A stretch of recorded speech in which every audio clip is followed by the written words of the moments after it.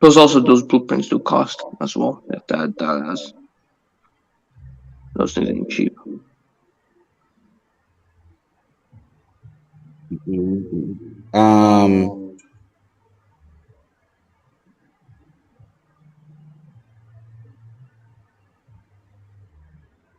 Any other questions, guys? Anything else you guys are working on in your markets or me or Eric's markets?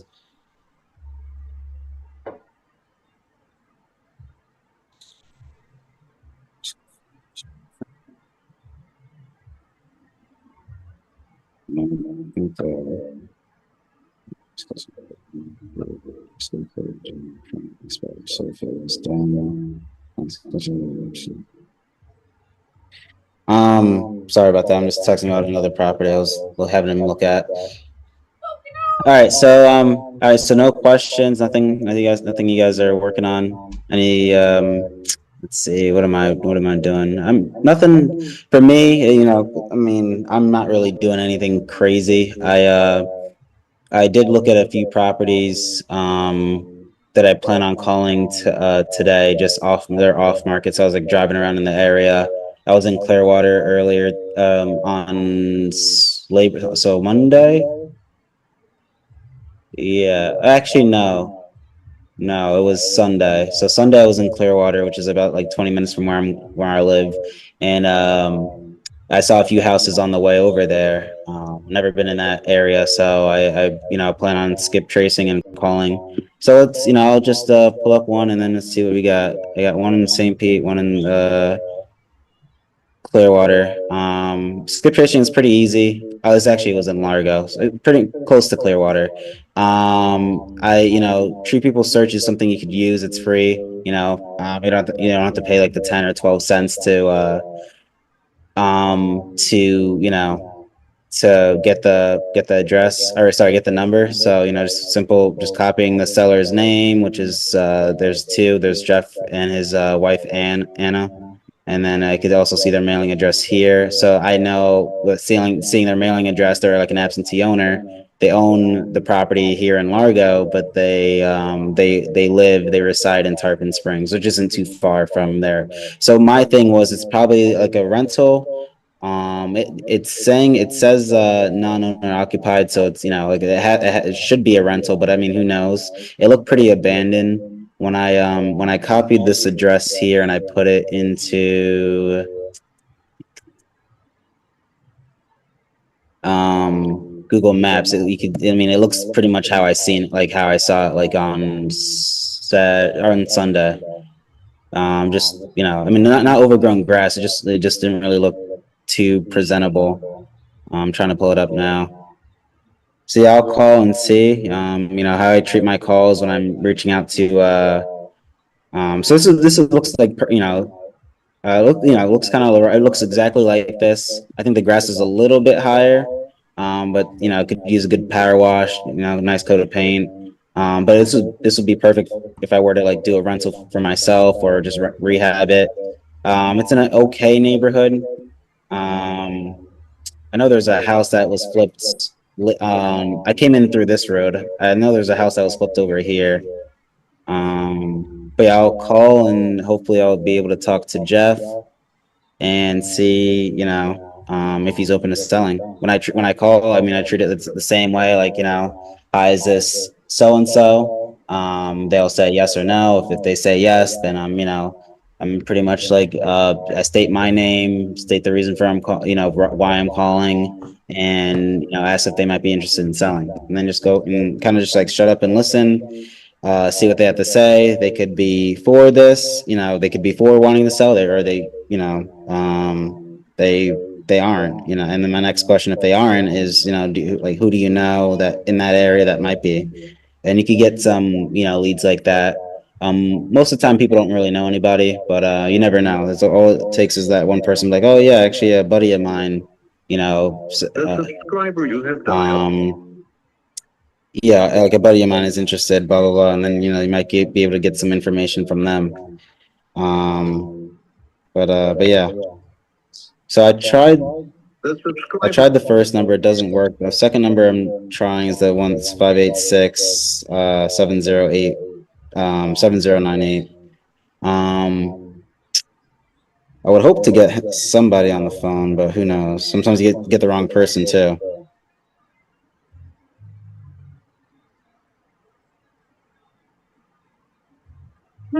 Yeah, so it's not the second one. Let's try the third one.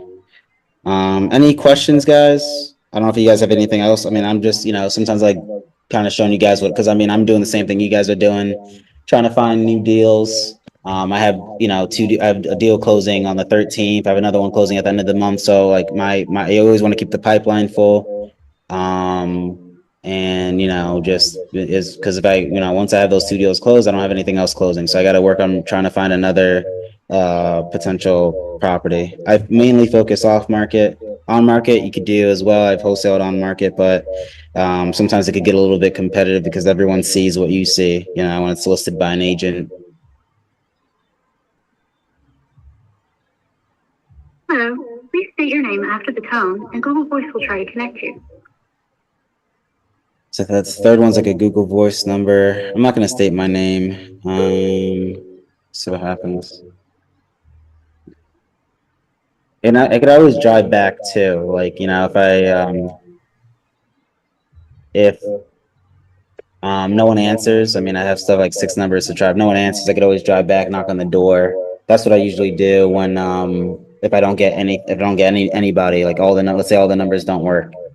Then I will, go there, knock on the door, and see if I'm, what I could do if there is anybody there. Call not available.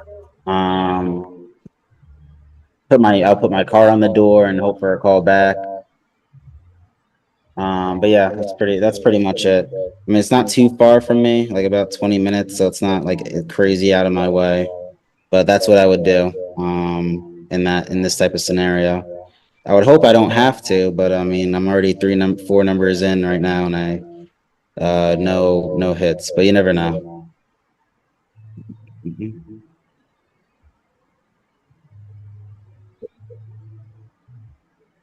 You've reached Joe. If you are looking for Jeffrey Donald, this is not his phone number, nor has he ever had this phone number. Please kick me off any. So the 319 area code was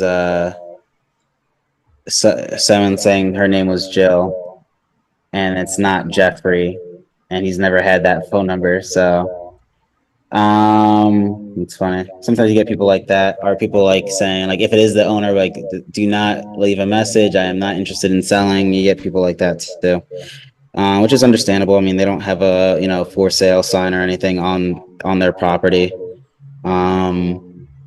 But so when it's a voicemail like that, I try not. I mean, I don't bug them anymore. Like, if they're not interested, they wouldn't have a voicemail. Or sorry, if they were interested, they wouldn't have a voicemail saying not to call. See,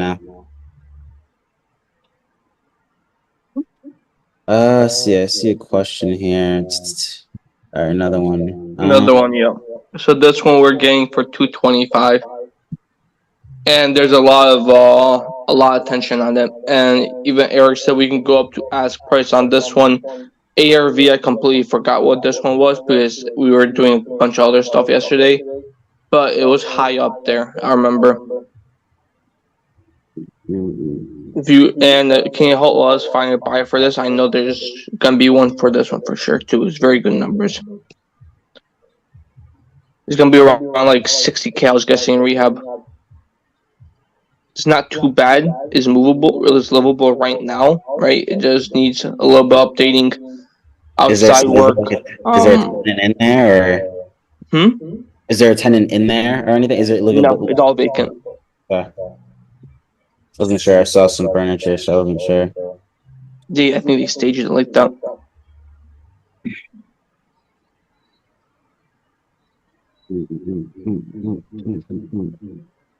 Okay. I'm gonna look at the street view real quick.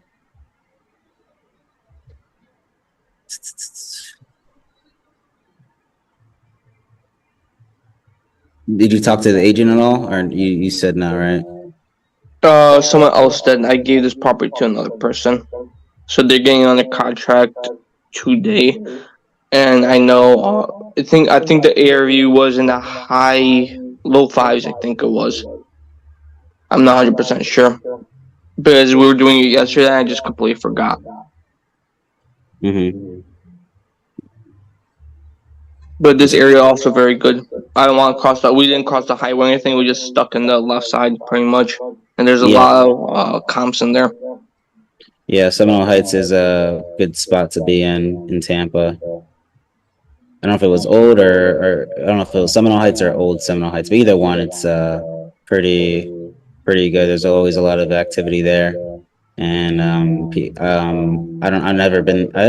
think I've been in Seminole Heights, but I just know there's definitely they're always doing something work wise. All right, this is not even working. Okay, let me run some comps and see. So it's 44 square feet. So I'll go up, So go just down. 1,200, I'll just say at that point. I'll That's what I go was trying to. 2+. I'll go into 1250 on the more tab for the square footage, and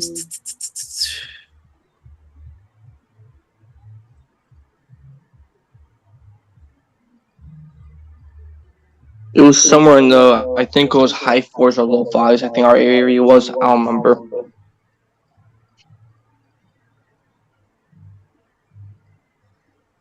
now let's see. And I have a lot of tabs up, so it's taking a while. High low here. All right, perfect. All right, so let's go in a little bit closer. I think we're on the left side of 275, right?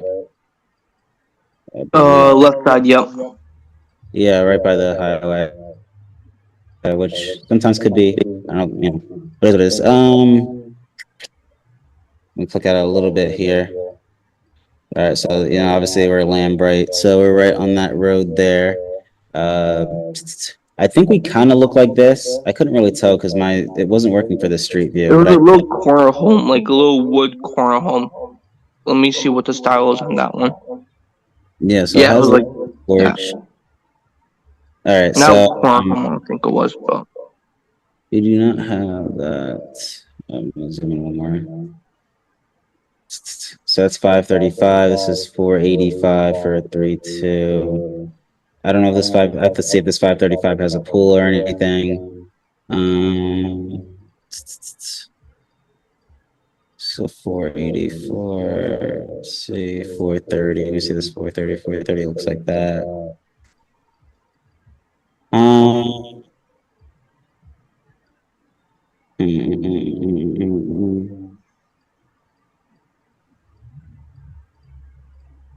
It's tough.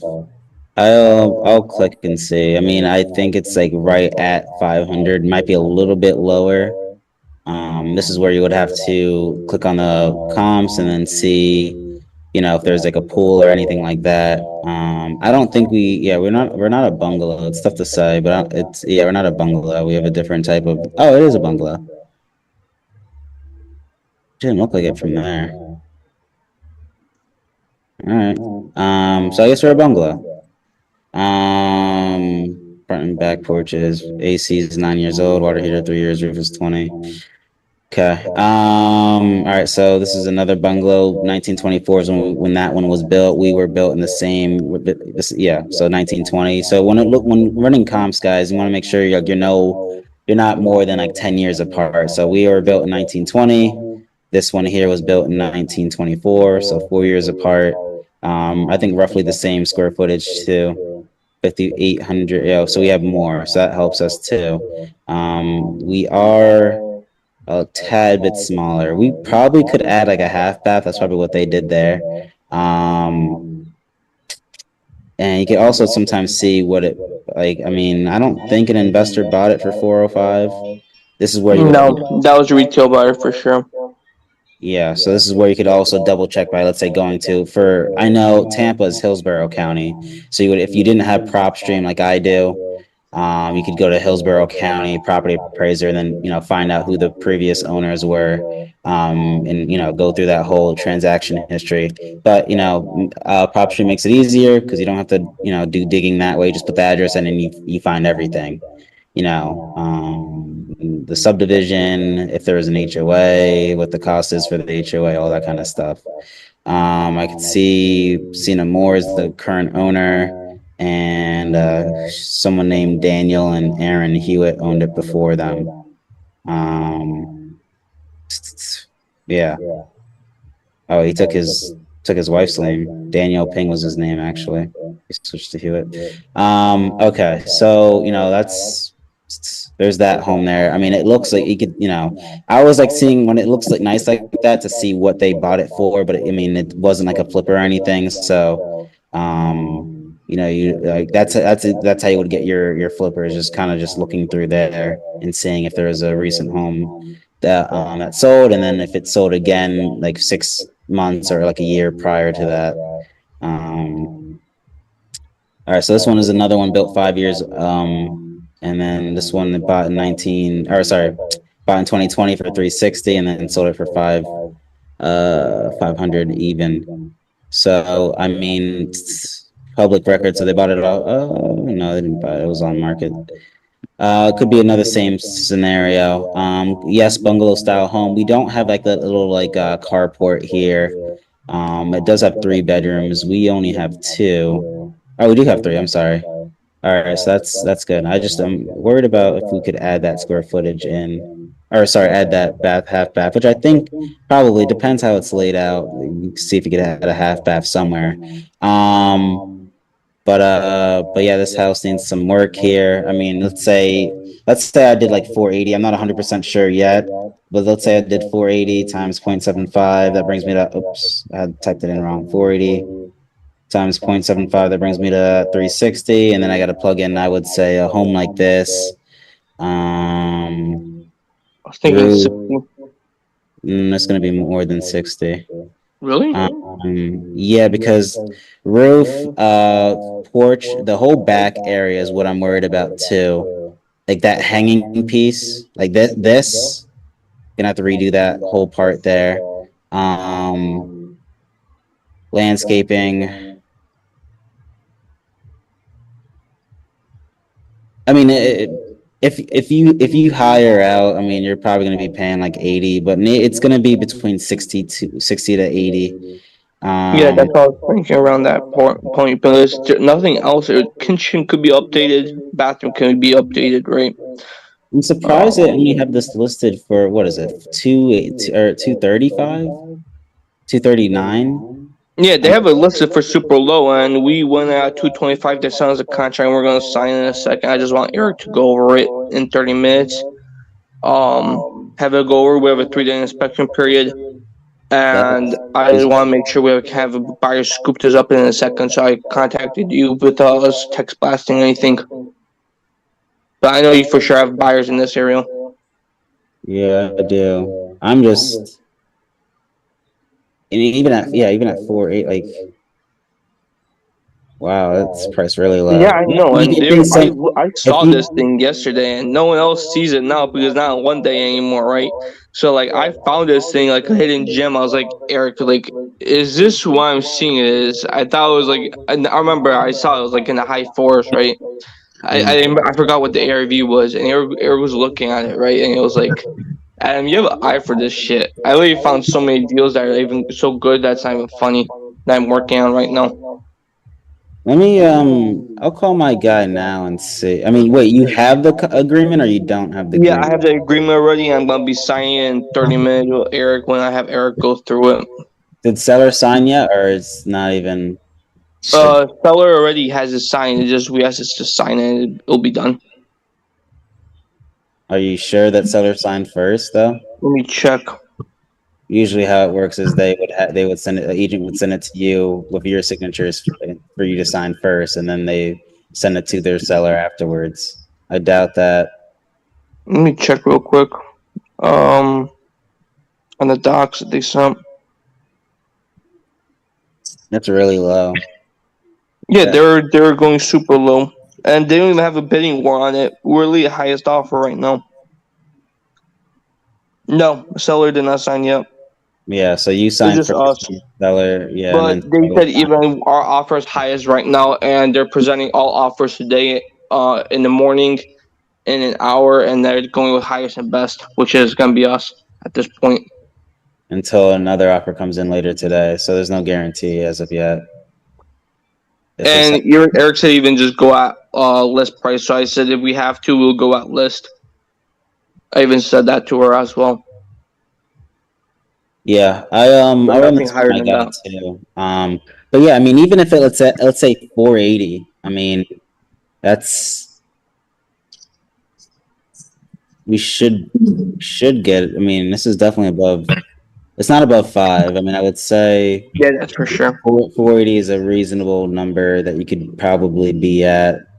We don't have a pool or anything. It's just, I mean, I think we could make that work at that 230. I mean, if you're able to get it lower, then great. But yeah, I'm just surprised it's that low.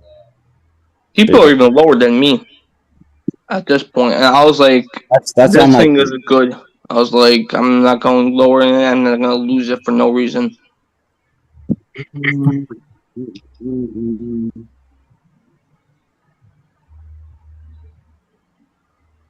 that's why I'm like, what am I missing here with this one? But I don't know. Even when we subtract 80,000 from 0.75, we're really at 280, and we're at 225. Yeah, I'm gonna call my guy now and see. This one's gonna be I don't know if that is true or not, but I'm like, I don't know if we're off on ARV, which doesn't seem we're off. Yeah, hold on. Hey, Steve. I had another property. I was just looking on market here in Tampa. I mean, I really look on market, but I mean it's right by Old Seminole Heights. I can send you the address, 604 East Lambright Street. Oh, you were okay. Yeah, so like. Yeah, I was just talking to a buddy of mine on it. It's priced pretty low. I mean, I think I could get it lower than what they have it listed for. I just feel like I mean it needs probably like maybe at most 80K in work. But yeah, I mean the numbers are really good on this one. So I don't know. I don't know why it's even at 239 it makes sense in my opinion. But I mean again, I run it by you because you're the expert. A lot of times what they do too is, there's only one day on market, they'll price it really, really low just to break a bunch of offers. Yeah, that's what I'm thinking. Like I looked at money the other day that they priced it for $199. I offered $120,000 over list, and they still got like $160,000. Just because they want to price it low and bring a bunch of people. Yeah. I gotcha. Yeah, I'll take a look at it. I'll run it right now, and then I'll run the other one that you. Yeah. The other one. It was in Tampa too. Yeah. But I'll see what I could do. I mean, because you're right. They're probably gonna do highest and best. Maybe like let's say tomorrow. Like I focus a lot on MLS. I do a lot of stuff with the MLS. The stuff that's like 0 days on market or 1 day on market are just tough because you have investors, one, that are going in there that aren't trying to wholesale it so they can pay a little bit more. Or you just got, like I'm doing one right now where like it makes sense as a tear down. The house is trash. But to tear it down, I got to offer $170,000. But if you were going to rehab the house and, a wholesaler wants to just pick it up and try to sell it, like they would probably pay a little bit more. So the offer is probably going to go to them, but the problem is going to be is that everyone's going to walk the house and be like, this thing's a tear down. Mm-hmm. And it's tough to get them on the first day or the 0 days on market for the right price. Like I had another one the other day that, you can add that to it. It makes perfect sense. I offered lists. I waived my commissions. I did all this. Like I actually offered over lists eventually, and somebody else still got it. Like it's tough when they're that fresh. Like 60, 90 days, 120 days. Like those might be able to go a little bit better with on MLS. But the ones that are like fresh and active are just tough. Because then you compete with people that are like, hey, I'm going to buy this. Like when I was flipping, like I'll do the 0 day inspection. Mm-hmm. And then, that kind of so with us, trying to get it. So Yeah. All right. I'll take a look at this one and let you know, and then I'll look at the Columbus one in a second. Gotcha. Appreciate it. Yeah, I'll talk to you. Yep. Yeah, I'll keep you posted, Adam, on what he says. Yeah. I'm not going to tie him up trying to get an answer price wise where he would be at now. They even said they're doing highest and best, and we were at the highest at the moment that we spoke. Yeah, yeah. I mean, that could change. I mean, even I know. I'm like, I know someone might be able to, if they're good at numbers like he is, someone could come in and scoop it up higher. I don't know where to go to. Should I come in at 260? Yeah, that's why I'm getting it from Steve, because Steve will take it off my hands. So he'll tell me where he would be at, and I'll just be a little bit lower. Try to see what I could do. But yeah, I mean, he's running it on this one, and then the one that you sent me on. Okay. Whatever he comes back at, just you attack this one. Wherever he comes back at, if he comes back, let's just say at 260, attack at 250, right? You do, and you can't call up that agent, and just tell me what the other one is, because that other one that I saying on Columbus, there's not really much action on it. Gotcha. There's the agent himself said he maybe has like 2 people call on a daily basis, and no one ever sends him anything because they think it's a teardown, which I think he's talking about that one or another one that I saw too. But I think this one could be easily rehabbed as well. Yeah, this one's simpler. This other one, you gotta need the one that's all the way down to the studs. It's gonna take someone with experience to do that. When you guys submit your offer, can you just do an escalation clause with it?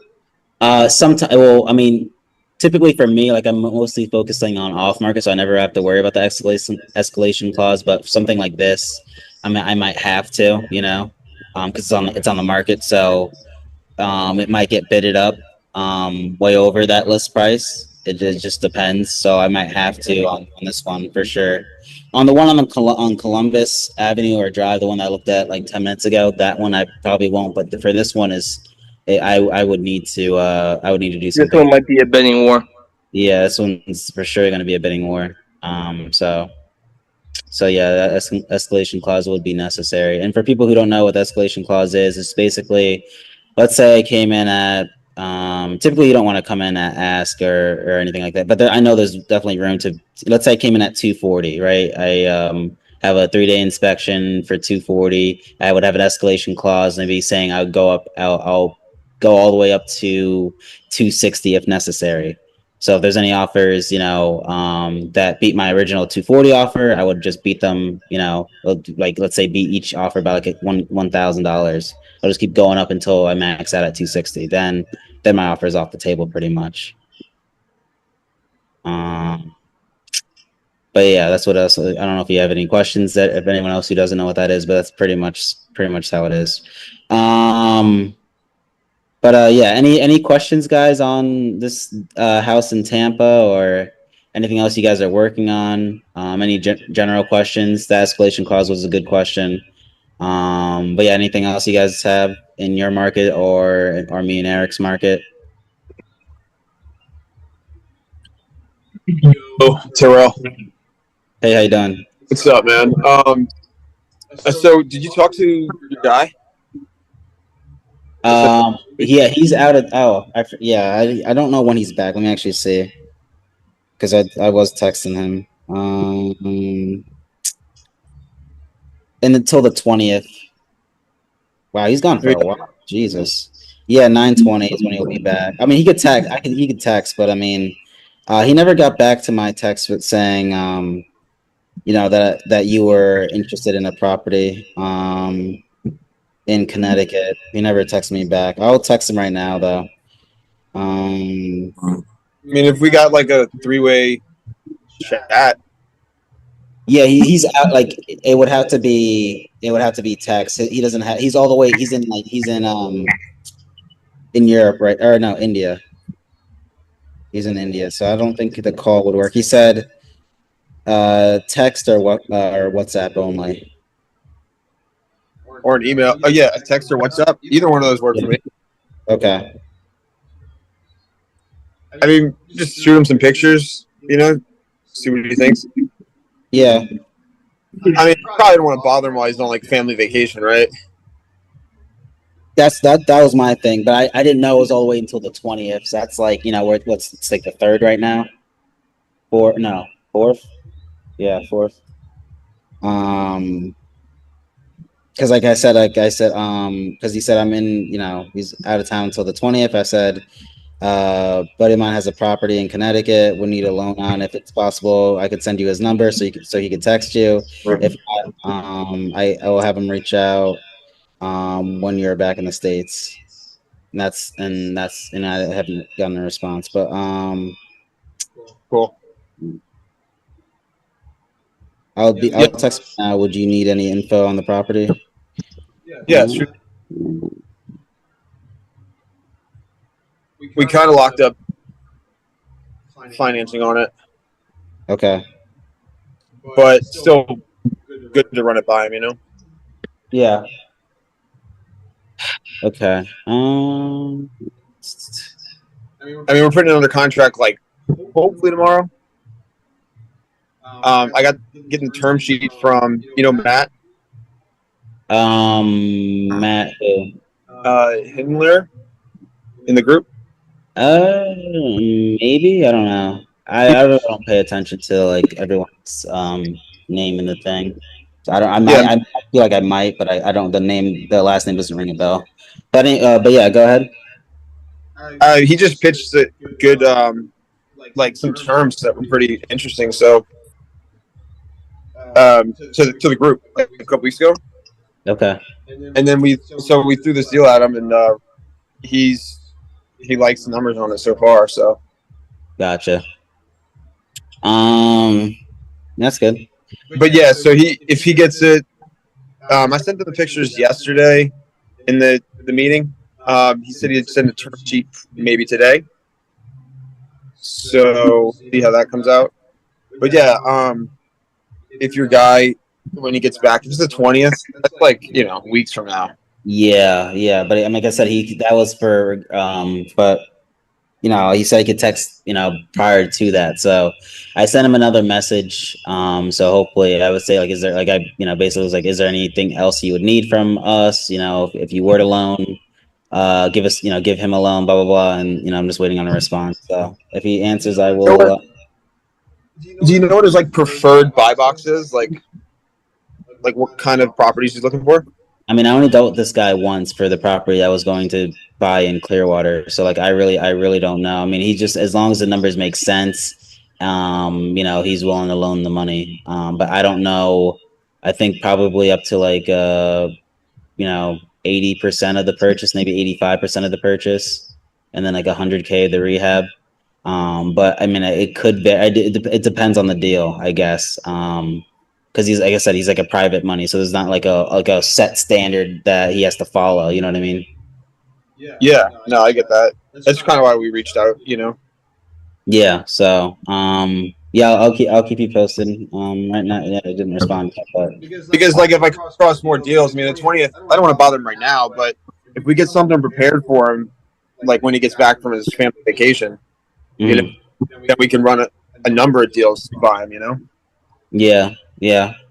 But yeah, I will. You know, hopefully he gets back to me, and then I didn't get a chance to like really sit down and chat with him of like, you know, like what's the standard for every possible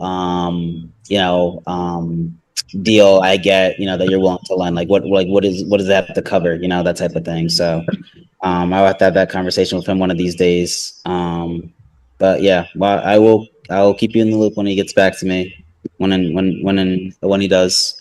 Yeah, that's 20th. Yeah. Any other questions, guys? Anything else you guys are working on? Yeah, I got a question if you can hear me. Yes. Yeah, thank you. So I'm trying to I get the whole wholesaling perspective on, you know, how to find buyers and you know, I still been studying. I have not come across my first deal or anything. I'm still trying to find out how do you find those deals? Is there a software I'm supposed to be using to find these off market potential properties? like Yeah. how do I move forward? Because I got, like I said, I got an overall aspect of it, how it works, and finding like the title company and that sort of thing, or even Jay-Z in a deal. I get all that, but how do you like? How do you find these properties so quickly, without like burning 100 hours a week trying to like do it through TruePeopleSearch.com, which I Yeah. hear like a lot of the time. Yeah, you could use softwares like Batch Lead, softwares like PropStream. I use PropStream. Is that what That everyone's doing? Is PropStream batch leads? yeah, and there's also PropWire. I don't know. I mean, it used to be PropWire used to be free, like a free software, but I guess it's costs a little bit of money now. But yeah, that's how you're able to like, target properties that are under foreclosure, or going, properties with liens on them, or properties with that are absentee owners. I mean, you could do it the old school way, and go to like a county website, whatever your county is, and trying to put up data that way. But sometimes sometimes those sites depends. But for me, like my area is Pinellas County for me being in St. Pete, Florida. So it's everything's pretty public. There's nothing hidden. I could pull up whatever type of lead I need to pull up, but it's cleaner if I do it through PropStream, because I could easily skip right from the software. I would have to like create a whole Excel sheet to transfer everything over from, let's say, the county website for my county over to like an Excel, and then importing it into PropStream to skip. So that could take some time, but yeah, that's the best way you're going to be able to pull like a list like that, is getting a software like I said, PropStream, Batch Leads, PropWire. Once you look at that, then you'll be like, okay, and it's like, that's what most investors are doing. There are investors who use those softwares, because that's how you could get the best deals that way.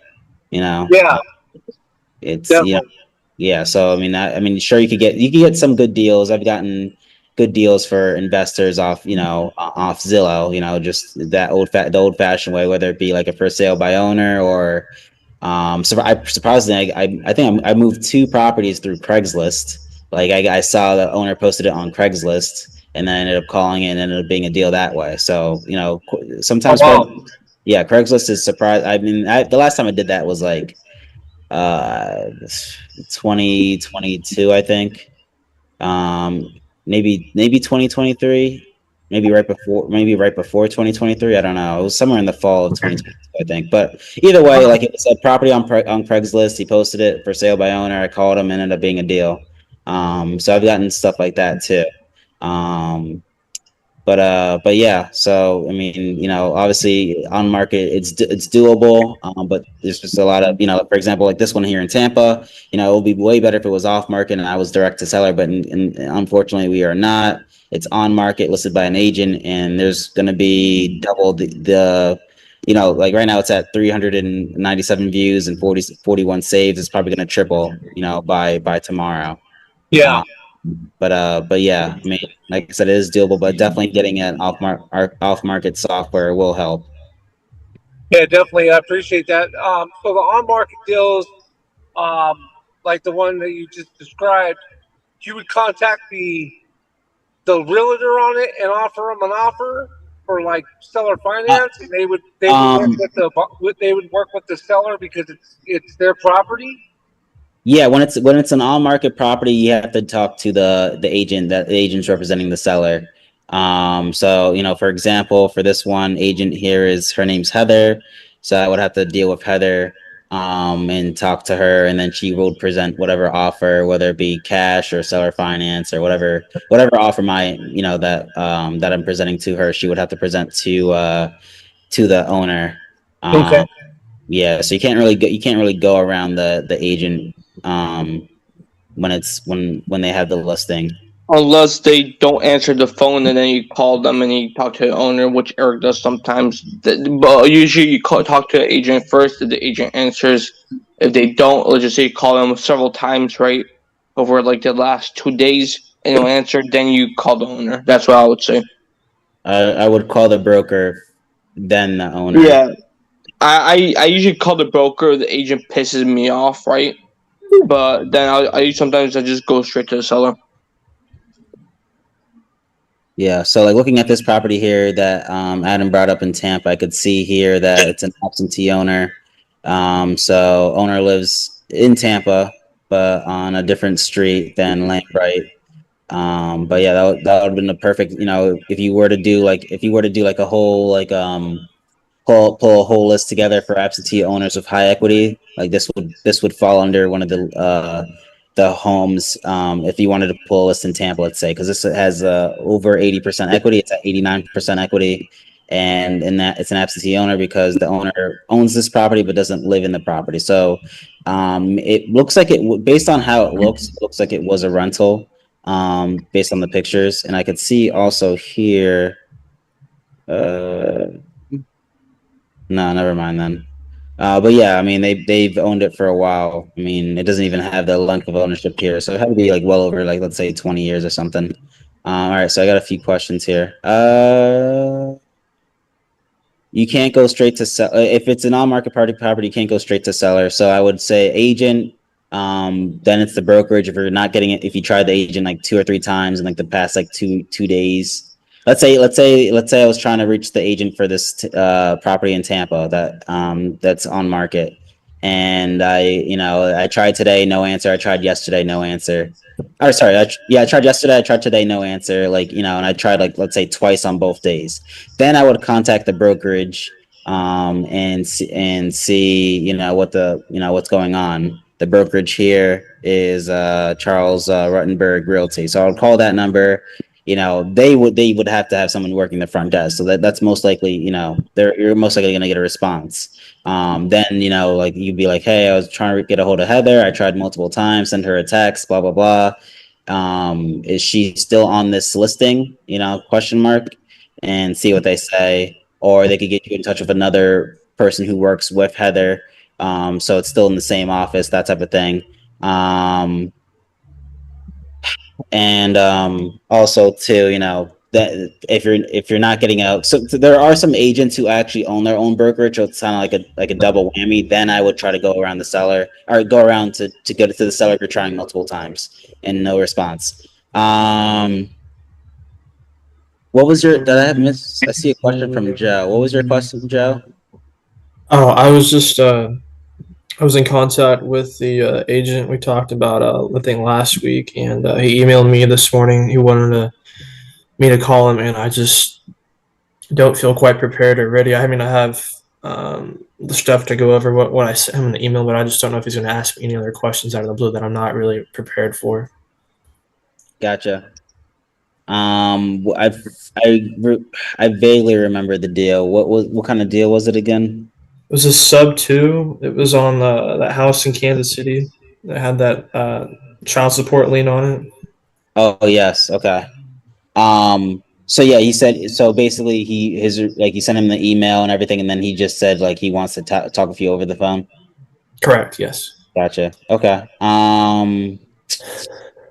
If you want, ask him what time we would want to chat, and then I could just I could take the reign and like be your partner or whatever, and we could do like a 3-way call or something like that. So then you could kind of hear what is said during these types of calls, and hopefully the agent understands where we're coming from, and then he's able to make it happen with us and the seller. Okay, I can ask him because I know Eric was helping me out with it. I don't know if it'd be weird if I had somebody else. Okay. Wait. Did Eric already talk to I didn't know that. I forgot. Sorry. Yeah, Eric's already talked to him about it. Okay. Yeah. All right. Well, try to see if you could get a hold of Eric then, and see if he had some time to help you out today then, because because you don't want to like have too many names on the. You know what I'm saying? Like you don't have like you involved, and then Eric involved, and then me involved, all trying to work something out. Like let's say max 2. So you and Eric, and then talking to the agent. So try to see if you could get a hold of him. I don't know if he's doing a Zoom today or not, but yeah, he is in 6 minutes. I can actually, I'll ask him. Yeah, if you don't mind, that'd be would be great, but you don't have to if you don't need to. But I appreciate it. Thank you. Yeah, I'll just do it. I'll just ask him if he can give you a call real quick on it. And yeah, and also to try to see if you could get like a time. So like hopefully Eric is free later after the Zoom that he's hosting at like 12:15. Let's say he's free like let's say 3 o'clock. Then you could try to set something up with the agent at 3 o'clock, and then do that 10 or 15 minute call with that 3-way call. But yeah. And if you need any other help, just let me know. Dom, I see your question here looking at the mortgage info for this property in Arizona. It looks like, I guess, maybe it's like a mobile home, just basically it says number 9, or maybe it's an apartment, I guess. I don't know.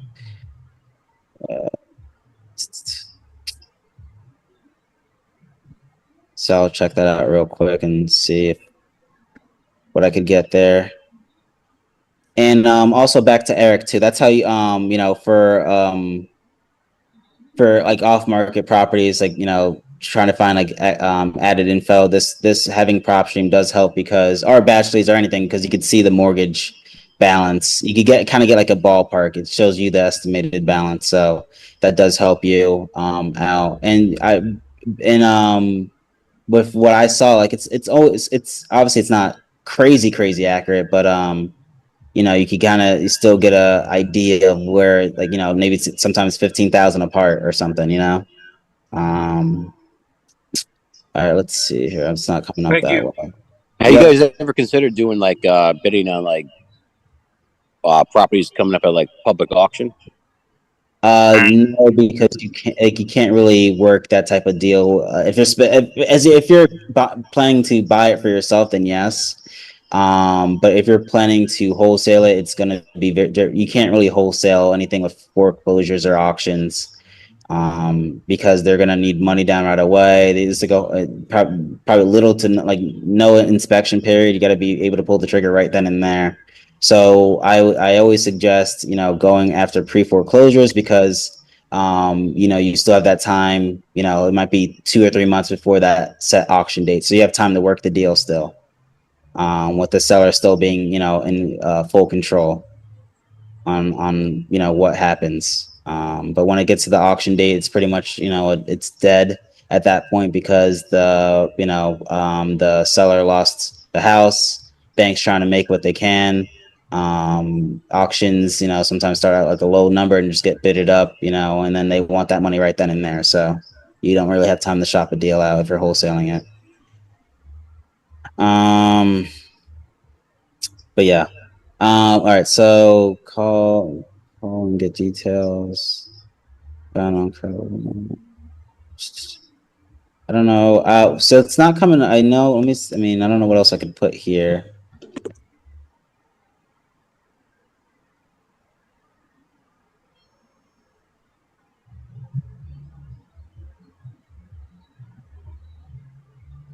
Yeah, it's not coming up on here. I wonder if I could like.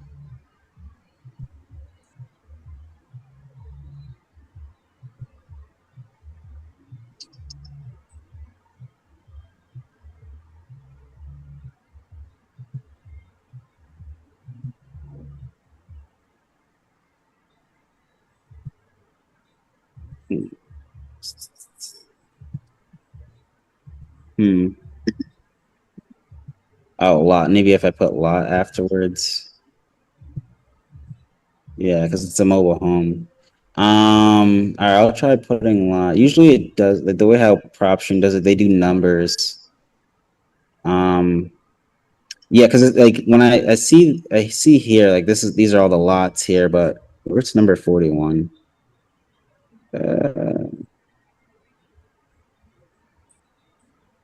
Yeah, I don't know. I'm not sure if I could find. I don't think I could find that. I guess you would have to ask the owner then. Because I'm not able to pull it on here. Shouldn't be too much though. I mean, it's a mobile home. Usually, how this works, it's like it doesn't do lot. It does like number, but for some reason, I'm not able to pull the like number 9 information out from this lot or from this mobile home. I only basically see who owns the whole, like, let's say 50 homes here. That's all I could see. Probably an LLC or something.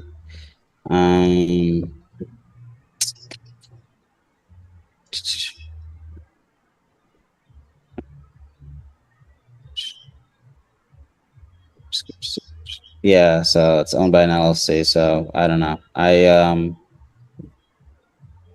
linked. Oops. It's a big. They own a lot of LLC. They own a lot of properties.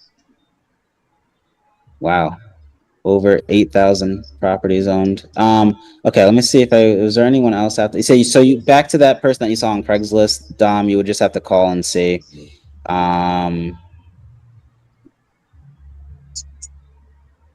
If you post link with number, we could probably call ASAP. Who is that? I don't know who that's to. Okay, I know where it's a problem later, especially if you put in Discord, say this guy. Yeah, this guy, yeah. I mean, maybe it's a group. I mean, who knows? Maybe it's, but I see most. I mean, it's a lot. He's a baller because he borrows a lot of money. Portfolio equity is a negative. He's doing it for the cash flow. So yeah, he pretty much takes out a ton of loans and uses leverage. He leverages his property. That's what big people start doing later. That's why he's a baller. He leverages what he has. Yeah. Yeah, there's no positive equity there, guys. Yeah, it's just for the cash flow. He's in a negative in equity, but he has a ton of properties that make him more money than what the payments are. That's all it is. Bought this. I'm not sure how many mobile homes are in this address, but he bought it for 6.9 in 1999. It's saying the estimated value is 4.1. I'm not sure if that's accurate or not, but yeah.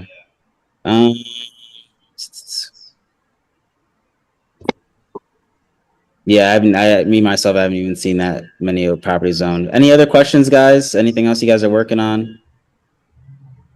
How do you send the contracts virtually? If you find a deal on the state? DocuSign. Okay. Yeah. So sometimes, I mean, you have those old school sellers that, you know, you can meet in person and do it that way.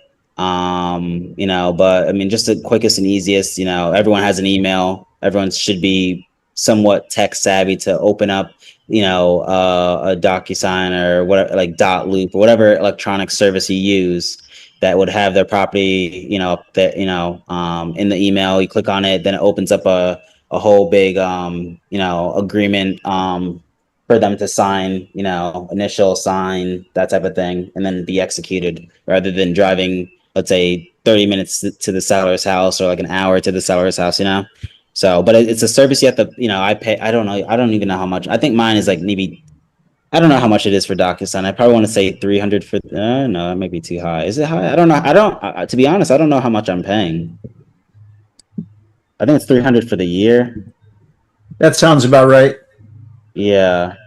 I don't know. But yeah, 300 for the year is for DocuSign. I mean, there are other things out there like Dotloop and what's another one out there? But there are, you know, like I said, similar services, but yeah, they're all roughly that same price.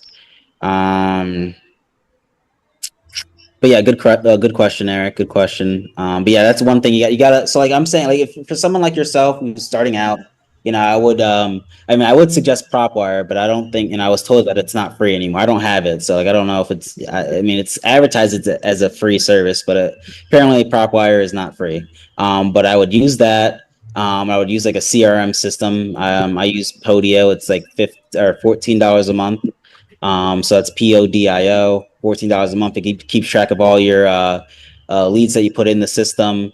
You could organize them. You could set follow-up dates. It keeps you really good. I mean, I know back then when Eric was doing, when Eric first started out for wholesale, he was using Google Sheets, which is not that. I mean, you could cut, you could mess with it and everything like that, but it's not that organized in my opinion. I don't know how he used it back then, but he did. And then I would use DocuSign. I guess like that is roughly like $300 for the year. And that's how you would be able to, upload agreements and send them to the seller or to the buyer to sign, like for assignments. And just makes everything easier, just And that all you just need all those things, then you'll be good. Obviously, when you're starting out too, you want to build your buyers list first. So you don't want to, you don't want to get a deal and hope, okay, I got to get this moved now. Like you want to make sure you have your buyers list, your buyers criteria. So when you do get a deal, let's say in your market, you already know like 3 or 4 people you could already reach out to. It's like, hey, Craig, I got another one for you. It's in this area, like you said. It's a single family home, 3 bedrooms. I know you said you don't want to buy anything less than 3 bedrooms. You already have those type of criteria. Yeah. All right. Let me see. I see a few questions here, so let me just answer. Thank you. Yep, you're welcome. And if you ever need anything, I can put my name in the chat. You could always reach out. I've helped a lot of people get their first few deals. So, yeah, if you need anything else, just let me know. Okay. Let's see. I don't know how much I missed here. Okay, I think that was it. I would say it's when it gets to like where the auction date has passed, then yeah, it's pretty much. I mean, you could always just double check with the seller. Sometimes the county does push the date, so, and sometimes PropStream or whatever doesn't update, but you have to look at the county website to see when that auction date is, because they do update them. And if it passed, then it might be a little bit too late. But you could always call the seller to see. You could always call and double check. But yeah, if you could even do it like a week before. Like I've gotten auction dates pushed. As long as you talk to the lender and everything, and and explain to them that you're trying to buy the property, then they'll work with you, and then they see like that the proof of the purchase agreement, then they'll extend if they have to. So I've done that before. Let's see if there's anything else I'm missing. Nope, that's about it. Okay, I think we're all caught up. Anyone else have any questions? I got another one. Yeah. So if you find a seller finance, and let's say the seller is willing to, you're able to take over the payment. In other words, I think that's how it works. Are you able to put a renter in there so they can make the payment for you? Yes, exactly. So like, let's say, for example, you're working on a sub 2. Sub 2 means subject to that existing mortgage, for layman's terms. But let's say seller's mortgage payment is $1,200, right, to their lender, which is Wells Fargo. Right. They want to walk away. They don't care to make a profit on that, blah, blah, blah. But just based on its current condition, you could rent the property out for $1,800. So you could obviously give the seller that $1,200 so they can make their mortgage. Because again, you got to keep in mind the mortgage has to stay in the seller's name. They can't transfer, because once they transfer title, let's say, they transfer title from them to you, it's going to trigger, Wells Fargo is going to find out, because that's the lender, and be like, oh, hey, Mr. Seller, you still owe us $80,000 left on your mortgage. We need that mortgage. We got to get it paid. We need it. It has to be satisfied. So you have to do, you would have to transfer title. The mortgage would have to stay in the seller's name. You would have to transfer title when the note is satisfied.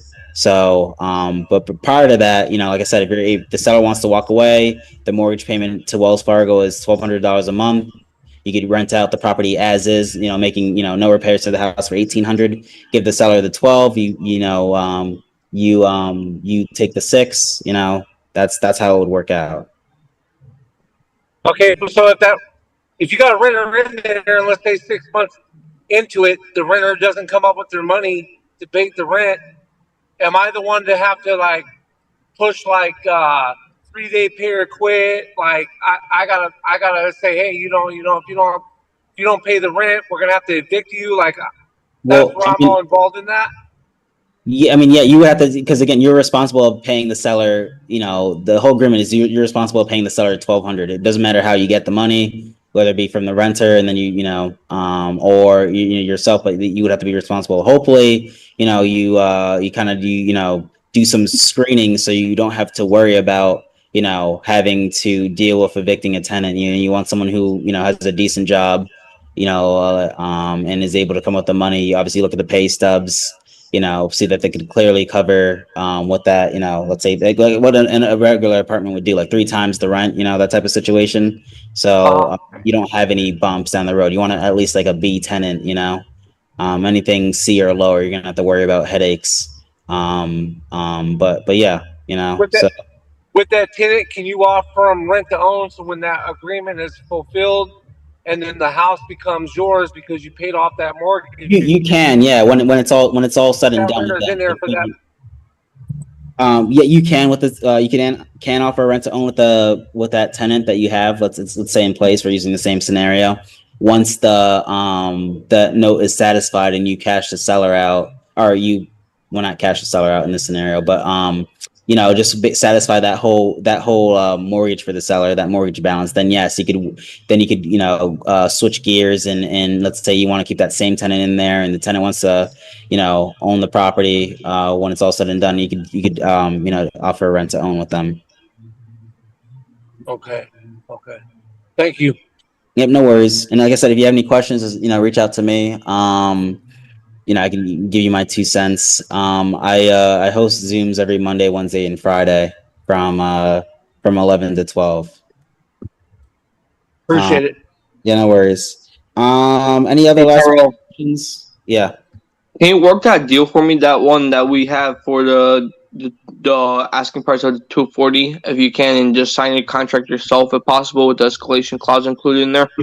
Yeah, like I'll give you a call when my guy Steve gets back to me. As of right now, looking at my phone now, he hasn't texted me yet, but Okay. I know he should get back to me within like the next 30 minutes at least. If not, then I'll send him a follow-up text. Because again, he's looking at both. He's looking at the one that you sent in Lambright and then the one on Columbus. But yeah, I'll keep you posted.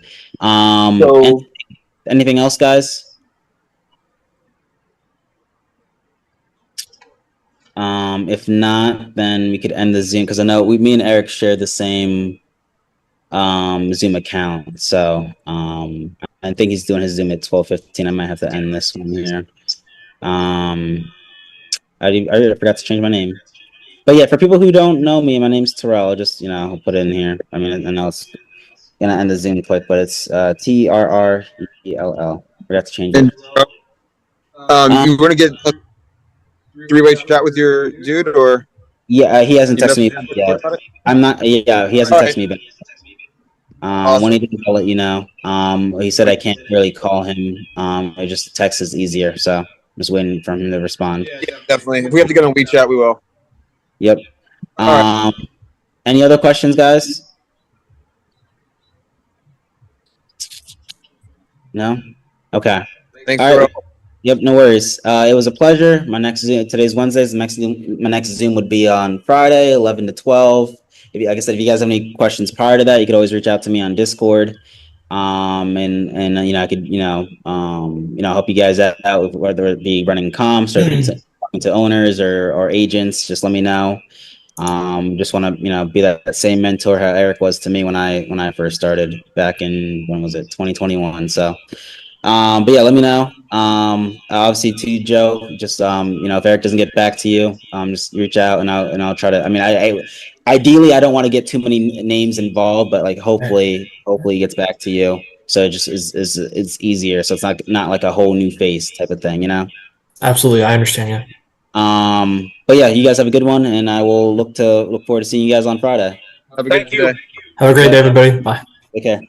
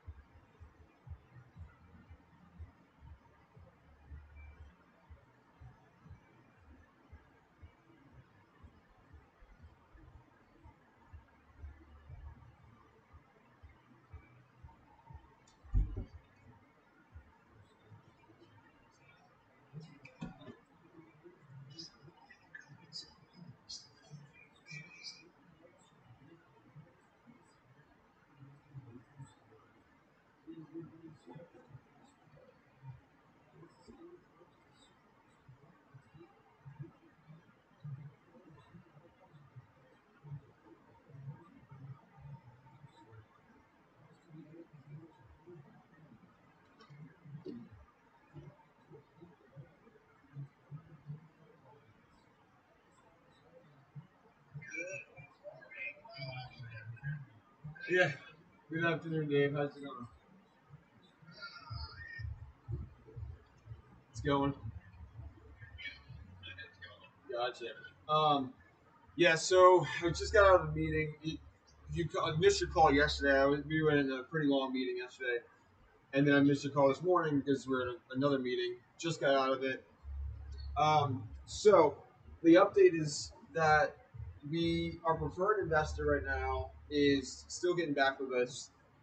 He ended up extending his stay overseas, and he'll probably be back within the next couple weeks. But he got us in touch with another guy who wants to take a look at this, and so I sent him some pictures and video and like a brief overview of the deal, and he should be getting back to me either today or tomorrow with a term sheet.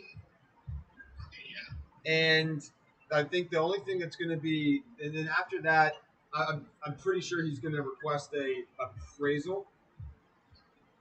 So we probably are going to use either. Have you heard of Banger? The bank.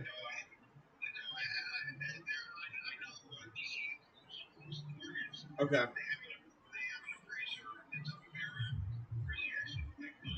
That might be the one then. But yeah, that's probably that's going to be the most critical step. So that's that. I'm just planning ahead. He hasn't actually got back to me with his exact term sheet. I just sent him stuff just in that meeting. But that's what I assume is going to be. I mean, typically when this goes on, if we don't get like the preferred investor, he'll give us like a preferred lender, and then so they'll get a term sheet, they'll do an appraisal, and then get it started that way. Um, Hopefully, I'm still hoping that the investor likes what he sees on the renovation budget, because if he likes those numbers, and it might be easier to do. Might be a little easier. It's just the one thing is we might have to wait just a little bit longer, but I'm getting backup options expedited either way. Yeah. Yep. So yeah, I'm just thinking DCU. I like the recommendation. I might actually contact, or you might want to contact if you want. Um, but might want to see how soon they can do an appraisal. Does that sound good?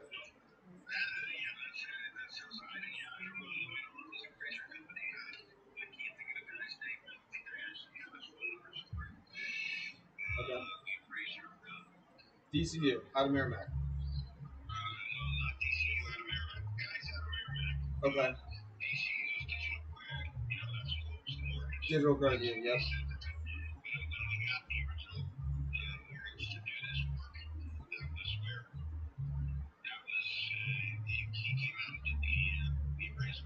All right. Well, he might be our guy. If you find his number.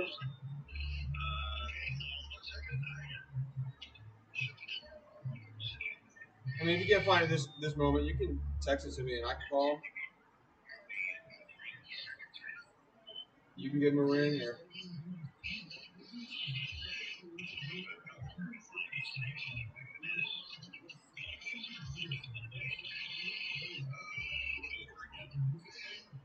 yeah. So, but yeah, if we get that done, things should be moving right along.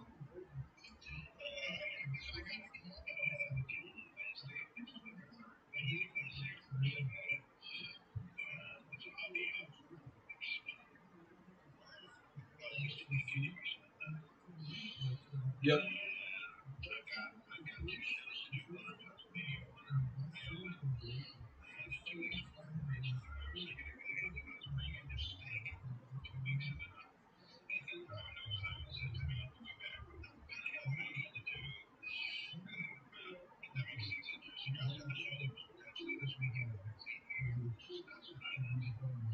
Nice.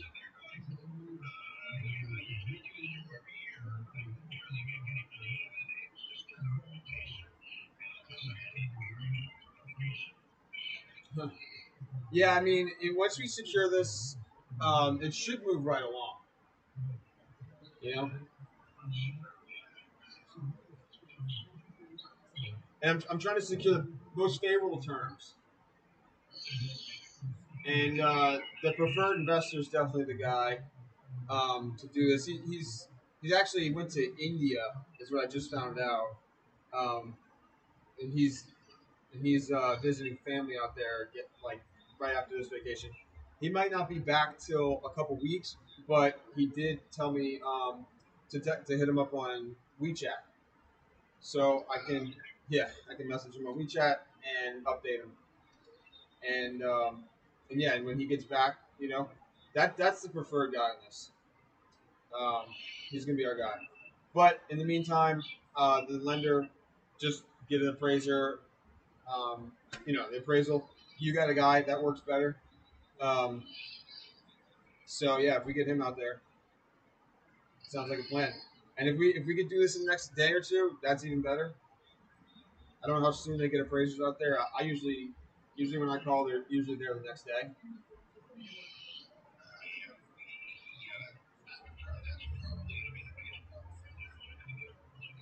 Yeah. Yeah. So how about if you try to get a hold of him, and then when you do, just text me, and I'll also try to get the guy I know at Banger to do it. But I'll hold off on the guy at Banger until we know for sure how soon DCU can get out there. Well, when you do, just text it over. I can backup call you. I can backup call. You can call and we'll figure something out. It's no big deal. If we get it done.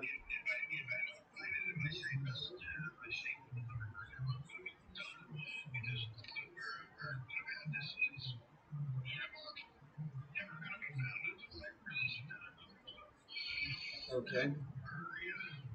Um, yeah, I'm actually trying to DCU appraiser right now. Let's see. So, looks like we can contact um, an assessing coordinator. Does that sound about right? And I got their number. Looks like a Maureen. Maureen, does that sound?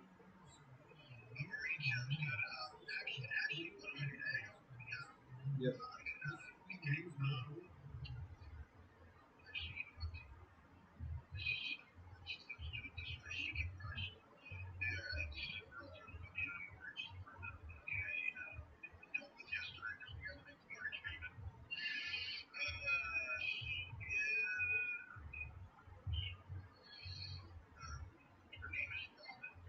Okay. 508 804 9522.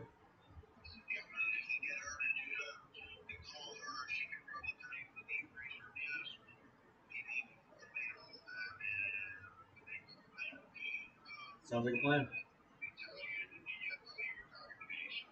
Awesome. Thank you, Dave.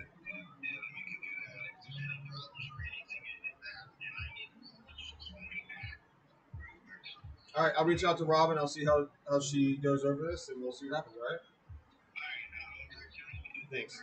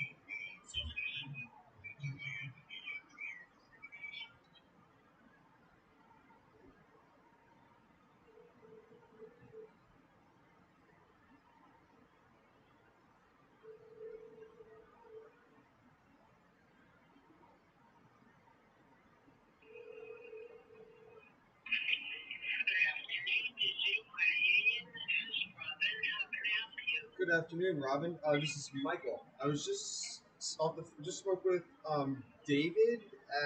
Do you know David Hobbs? My name's Michael. Okay, so I'm working with Dave on his property at 13 Raven Street. I just spoke with him, and he gave me your phone number, and he said that you might know an appraiser, or who the appraiser is.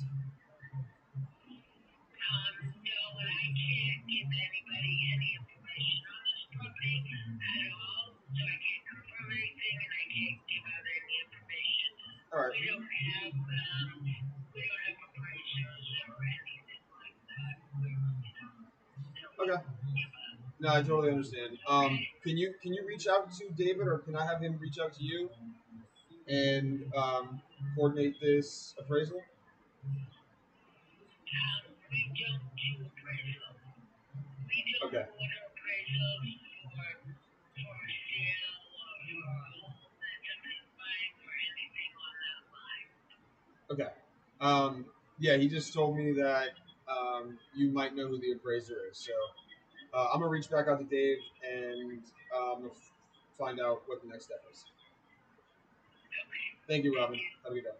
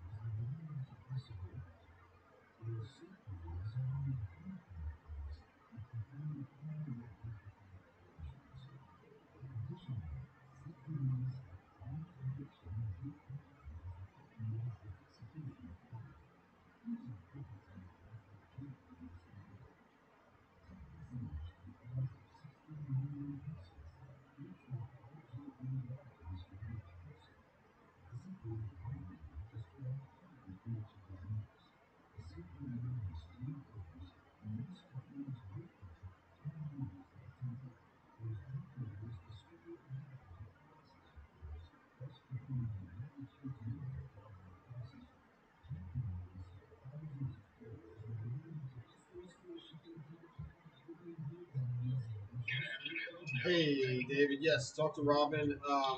So she's informing me that her department does not do appraisals, and so I asked her. If like DCU, she knew anybody DCU does appraisals, and she says that I can go through the mortgage loan application stuff if I want to apply for a mortgage, but she doesn't know any appraisers.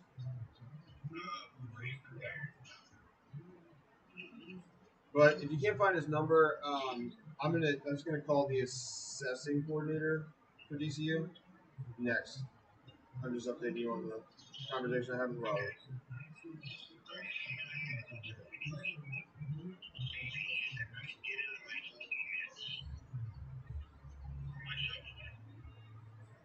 Yeah.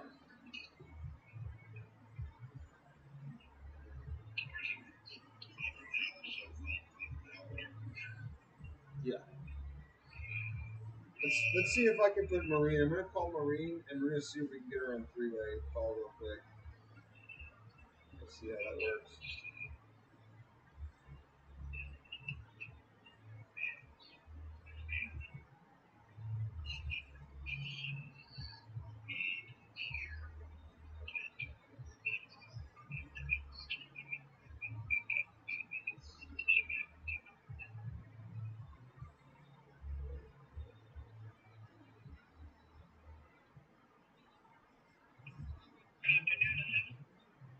Good afternoon. Is this Maureen? Okay, Robin. I actually just spoke with a Robin. Are you the assessing coordinator at DCU?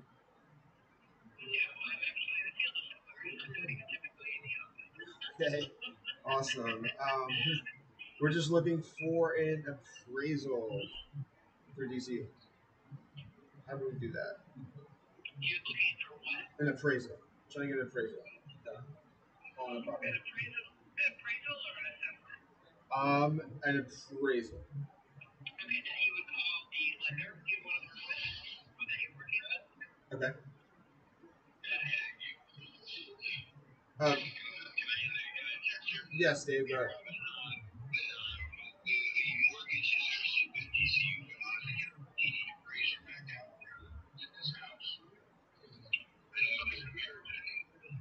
Yeah, this is the assessing department. We would have no knowledge of that.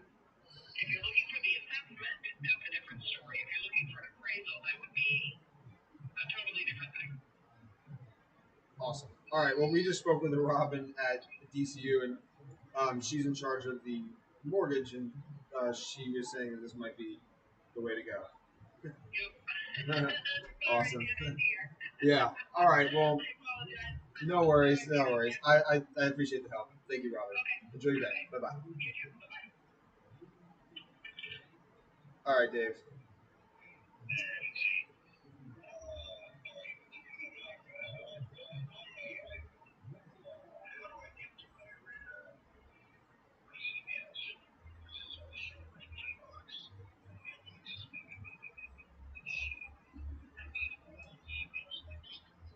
Should be able to just search.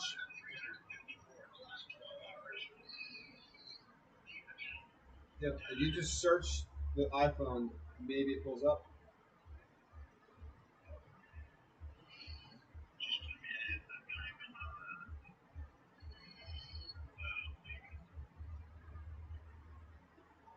Yeah. So the assessment is different than the appraisal. Obviously.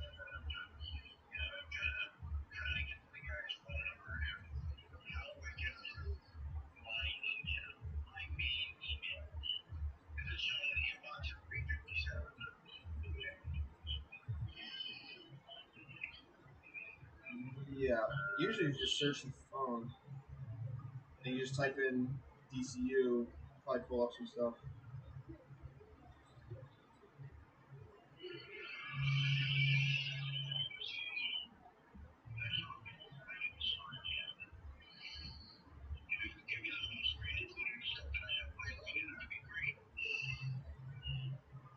Yeah, usually if it's a locked email, it's different, but if you phone has access to it, it should pull it up.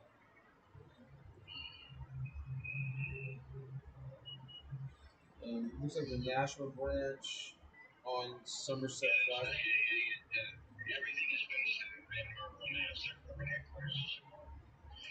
Yeah, so they're wanting you to do appointment only. But if you got the guy's number,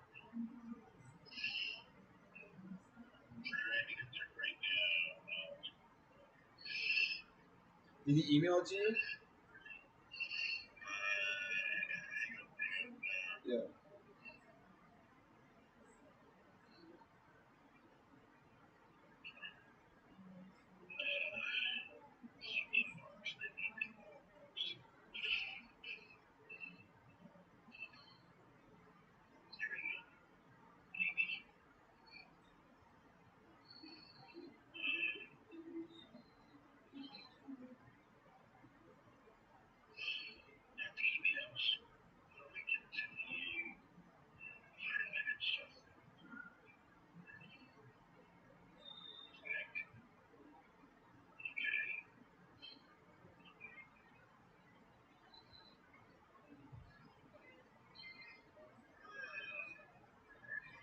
typically you can just pull down on the screen and a search bar appears at the top.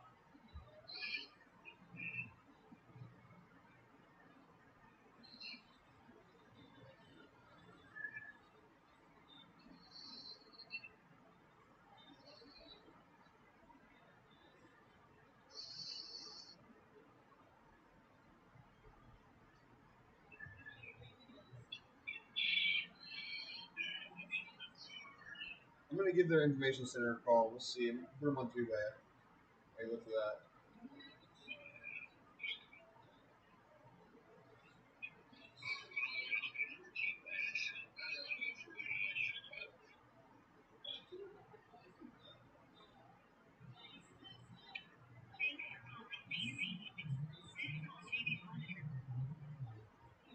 To navigate this menu using your keypad, press play now. To best assist you,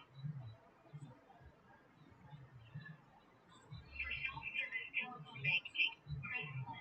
For account services, press 2. For checking and savings, including debit cards, press 3. For credit card defaults, press 4. For branch hours, press 5. For insurance, press 6. For all other questions, press 7. To repeat this menu, I'll need to verify your membership details before continuing. Please say your member number. If you're not a current DCU member, say not a member or press 0.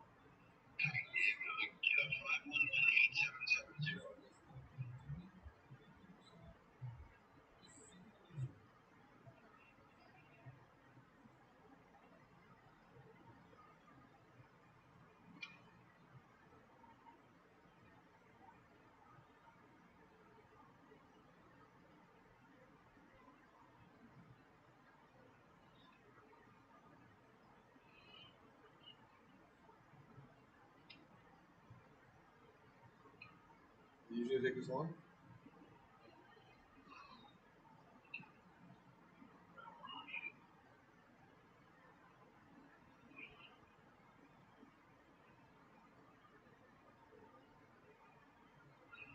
Please say or enter.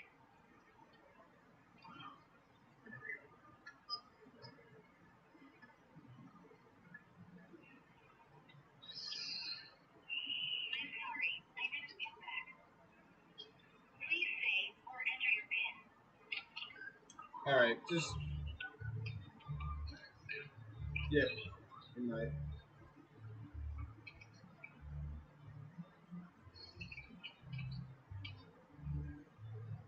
Give me a moment to connect you to the representative. Yep.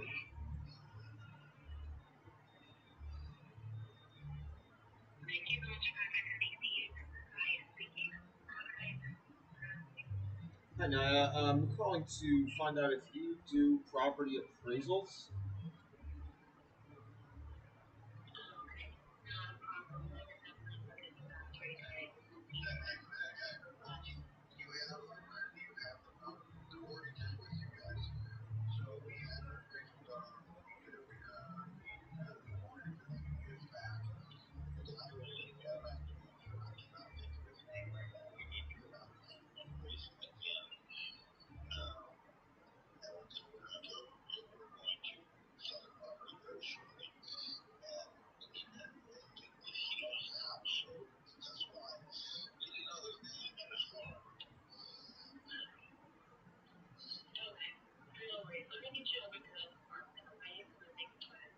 Thank you.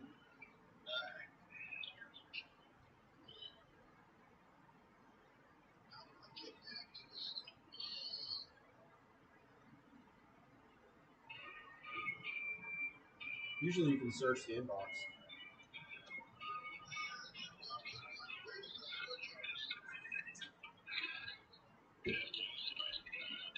Good afternoon. We are looking for a property appraiser.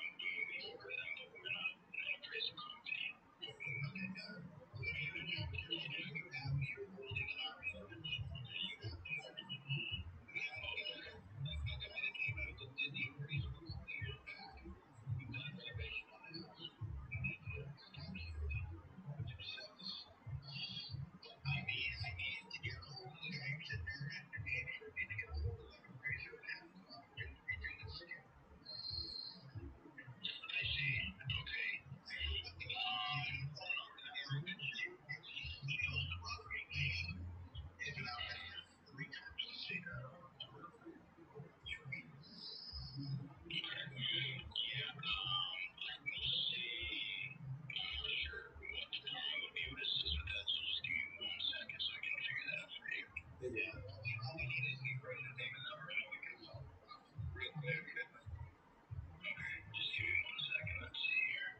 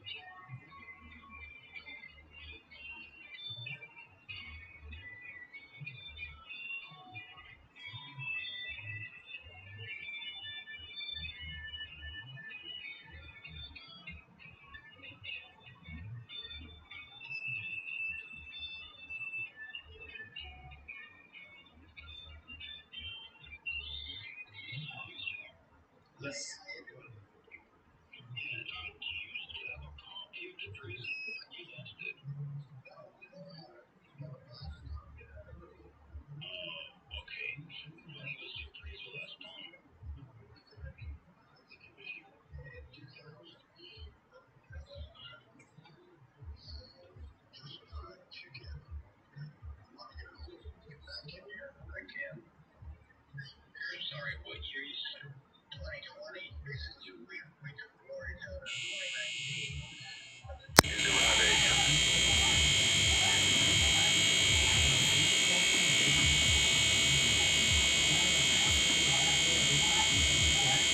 That's gonna be tough to find out who was that specific person that went on.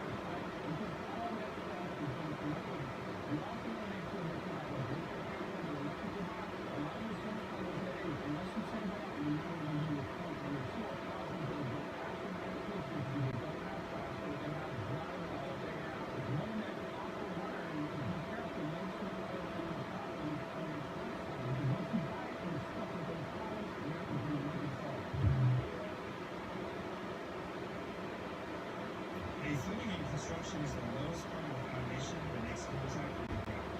Without it, the structure will eventually settle and fall apart. Usually make with concrete and rebar, but they're placed underneath the low-grade walls to distribute the weight of the house or boat.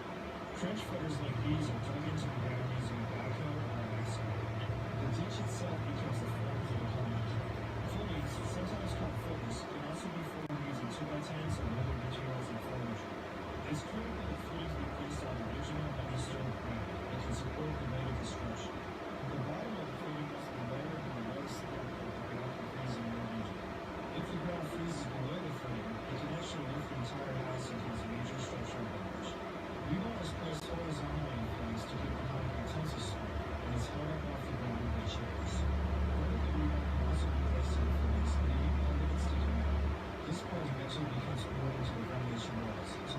seconds ago. If you'd like to set contact, be sure to mention all of you.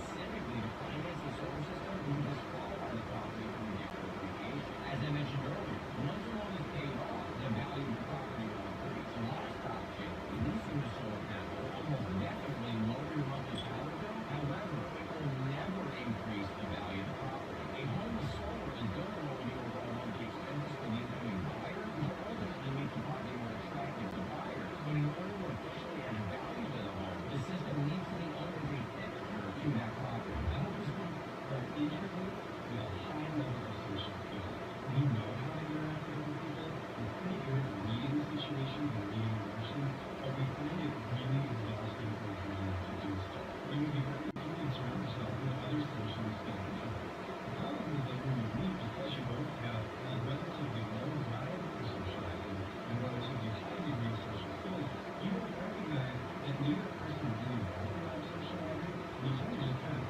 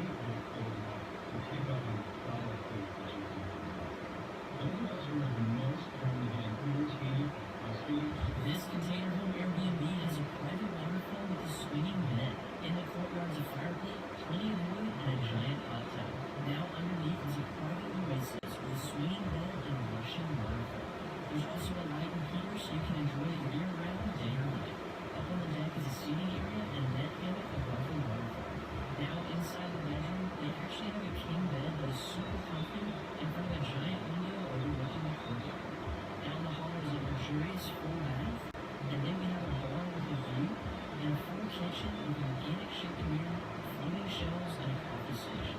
This interior is beautiful.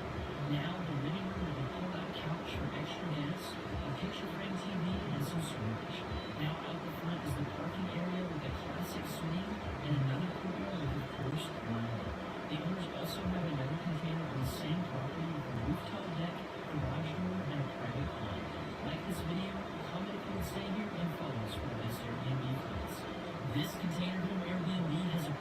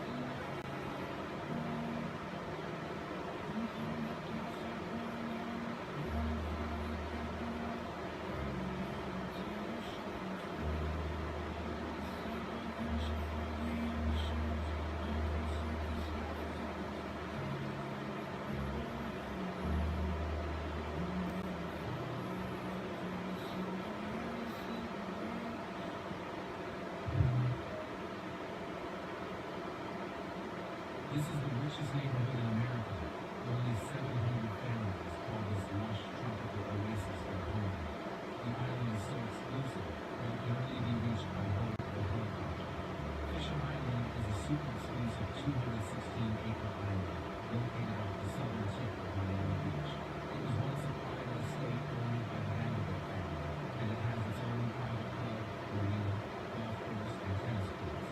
It's known for its exclusivity, with limited access to non-residents. Fisher Island has been featured in various films and television shows due to its luxurious setting and has a rich history, including being used as a military training base during World War II. The island hosts exclusive events and gatherings, including art exhibitions, charity days, and celebrity sailing parties. The island's original Mediterranean-style Vanderbilt mansion, built in the 1920s, still stands as a historic landmark.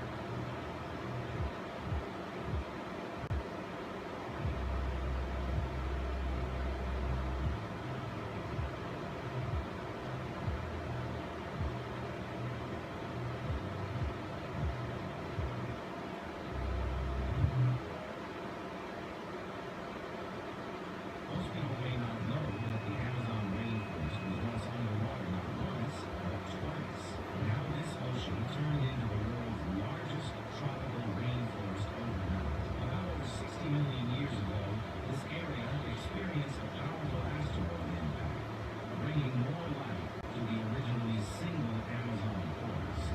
Fast forward to about 10 million years ago, with the movement of the Earth's crust, the Caribbean Sea continuously expanded, covering this region twice, turning the Amazon rainforest into an inland sea. Paleontologists in Panama City once found marine creatures and shark-teeth fossils in Amazon samples, confirming this view. After the seawater receded, this land began to flourish with new life, coupled with the unique climate of the equator, eventually forming what we now know as the Earth's lung, spanning an area of up to 6.7 million square kilometers. Stay tuned. The next issue will bring you even more surprises. Many people ask, why do we never see a really big one? Well, here's over 20 in Casa Grande, Arizona, by Diamond Beach. And you can see a lot of these complete units have already been moved into. They still got fingerprinters actively working on the site. This company dominated batches of raw material as a custom system, total vertical integration, and over 20 tools attached to a pantry system. They have visual x-axis so they're able to be changed out one tool, or on the other hand, they move and actually let us see a third x-axis. So they're doing all kinds of flyers, starting picking and placing. They've got 3 printers on this site.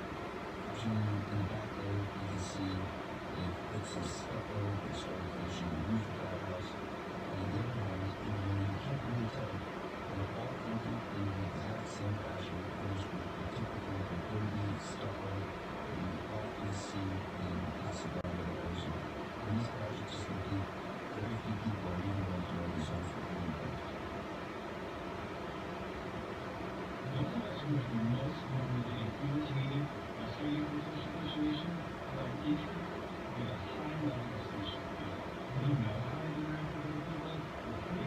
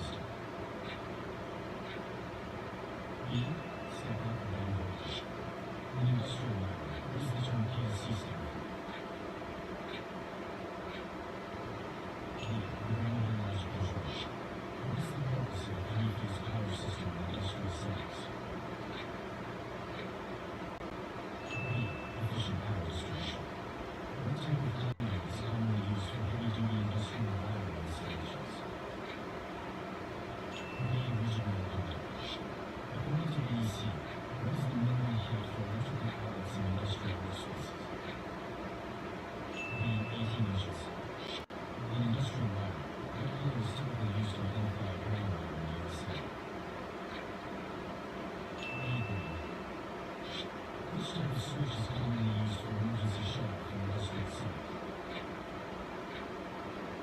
See, emergency stop. What's the same?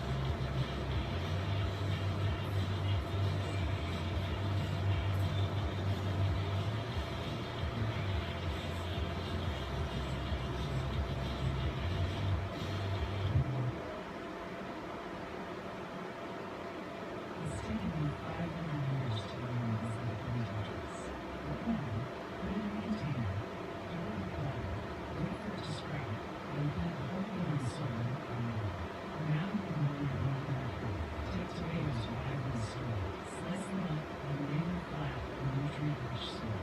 Cover them in another layer, water them regularly, and wait for them to sprout. Then you won't have to buy tomatoes for your home anymore. For roses, split a branch in the middle, insert a piece of chewing gum, cut a piece of banana, wrap it around the bun, secure it with a tie, and then cover it with a plastic cover. Add some soil, moisten with water, and after some time, roots will grow in the ground. Cut it off, transplant it into a pot, and you got yourself a new rose bush. Get a bottle and add some water along with the green leaves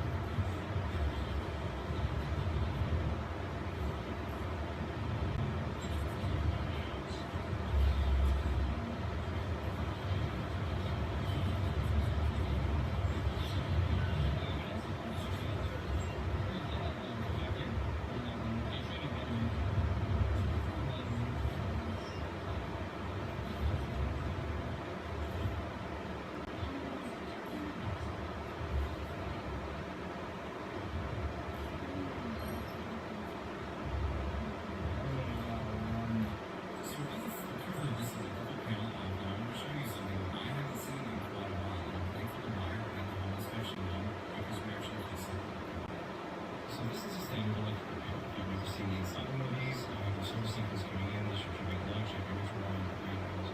The black wires are your neutral wires, the black wires are your conductors. Oftentimes you'll see green wires for lanes, or the yellow wires are also acting as green wires too. However, we have an overheated neutral conductor.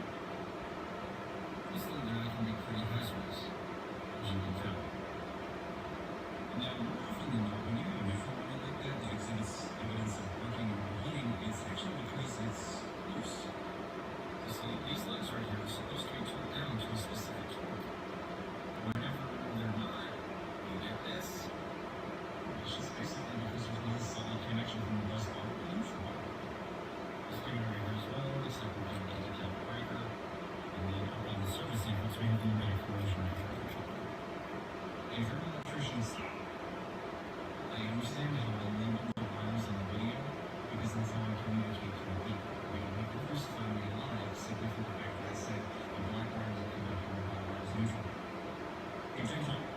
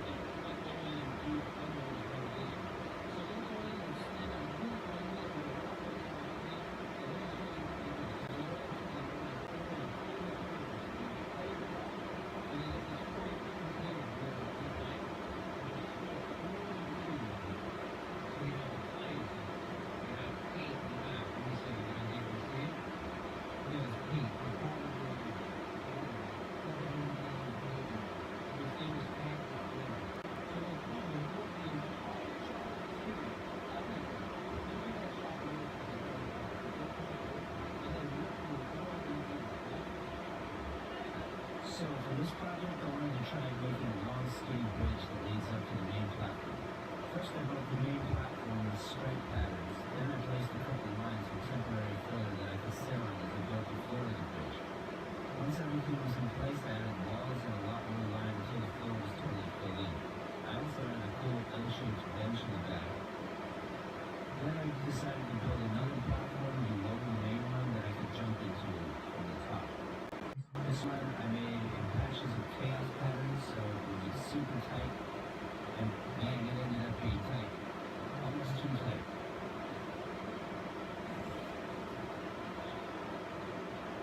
The whole thing has taken me a couple months to create, working every day, and it's been really nice work, I can say, with these mountains. I'm currently about 98% done, so as soon as it's done, I'll be posting the full video.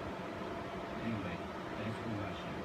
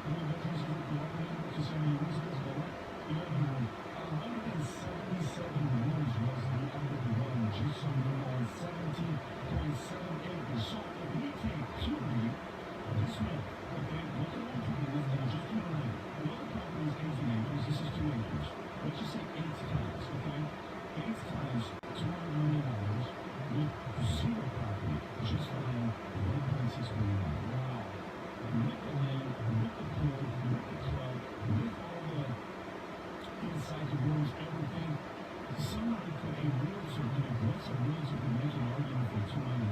Okay, they could. Now, somebody who's reasonable could say, look, I leased this home at $1 billion, maybe $750 million, but if you're able to buy for half a billion dollars, you got lucky. But the fact that somebody's selling two acres of land for $10 million, and the officials anyway convinced that the place is only worth $82 million, do you realize how ludicrous?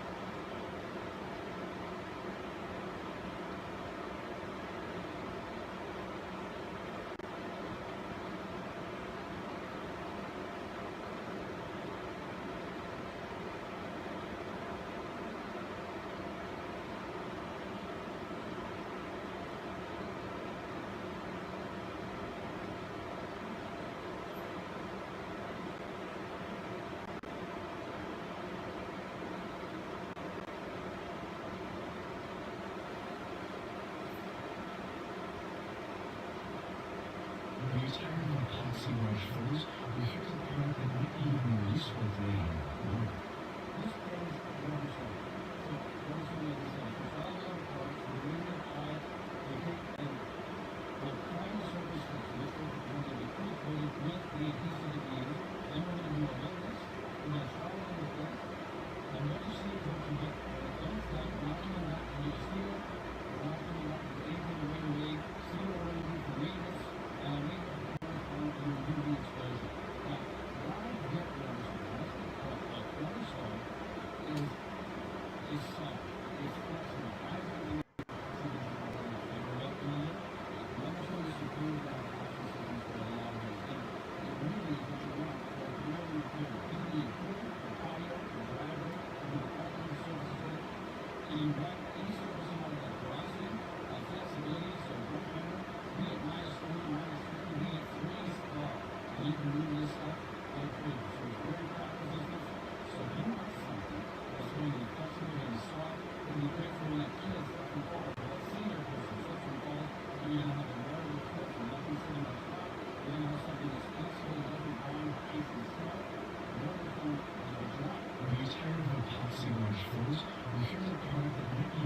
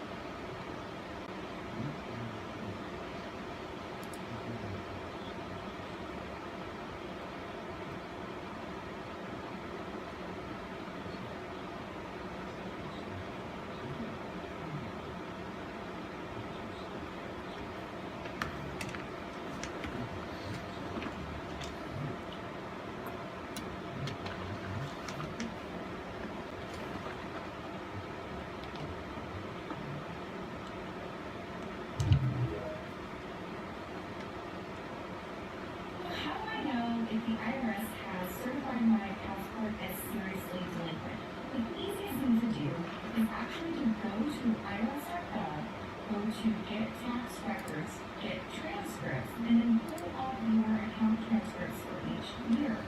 That way you can see if your passport has been certified seriously delinquent in the state credit, meaning the IRS would inform the state credit that you have delinquent tax debt and you might not be able to renew your passport. All you have to do is pull up your account transcript. Now this is a sample. If we're looking at this person's account, when you start going through the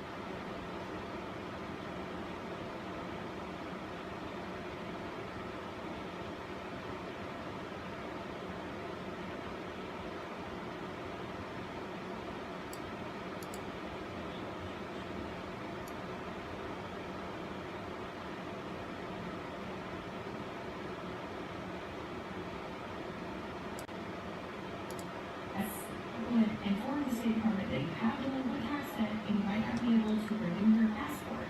All you have to do is pull up your account.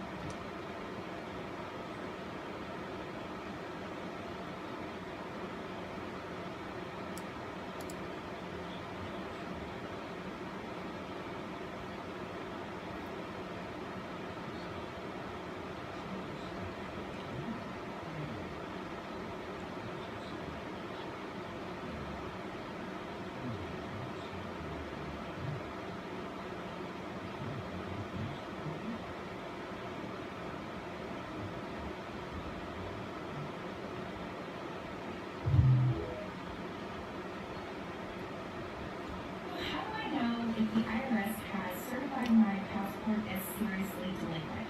The easiest thing to do is actually to go to irs.gov, go to get tax records, get transcripts, and then pull up your account transcripts for each year. That way you can see if your passport has been certified seriously delinquent in the state credit, meaning the IRS would inform the state department that you have delinquent tax debt and you might not be able to renew your passport. All you have to do is pull up your account transcript. Now this is a sample. If we're looking at this person's account, when you start going through the explanation of transactions, you will see here there is a transaction code 971. This means someone's passport has been certified seriously delinquent to the state department. Now, you can see this happened on 2019. Now, of course, if you set up any approved IRS resolution, whether that's an installment agreement, currently non-collectible status, you submit an offer of compromise, and it is accepted, even a pending installment agreement oftentimes will reverse this certification, or in this case, the taxpayer's tax debt expired and became no longer legally enforceable. You can see here that code was then reversed after this $96,000 fell off. The government released the person's passport by reversing this certification. So if you are unsure if your passport has been seriously certified delinquent, all you have to do is go to irs.gov, log into your account, go to your account transcripts, and you'll see that.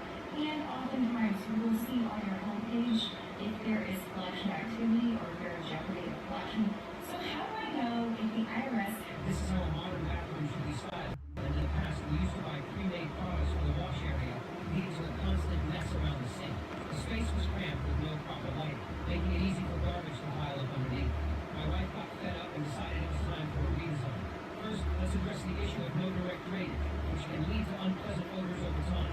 It's better to install a wall drain instead. We'll weld a square steel frame on top and use tiles for the sink area. Underneath, we'll add a spacious door and make sure to install lights to enhance the look. This setup will keep the sink area organized with all washing supplies stored neatly in the drawer, eliminating any mess and ensuring cleanliness. Second, let's demolish the heavy wall to bring in more light to the wash area. We'll replace it with a pull-out cabinet for storing toiletries, saving space when not in use. Above, we'll install a glass partition to divide the space without compromising the appearance.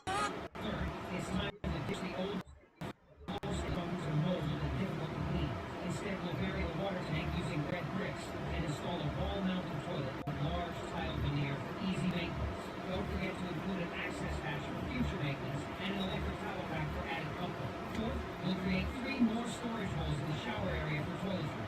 Instead of grooved marble flooring, we'll sink the ground by 4 centimeters and use a long floor drain for a quick and slip-resistant shower experience. We'll also add a glass panel to block moisture, keeping the area clean and hygienic. Fifth, let's install a trap on the ceiling and add a glass sliding door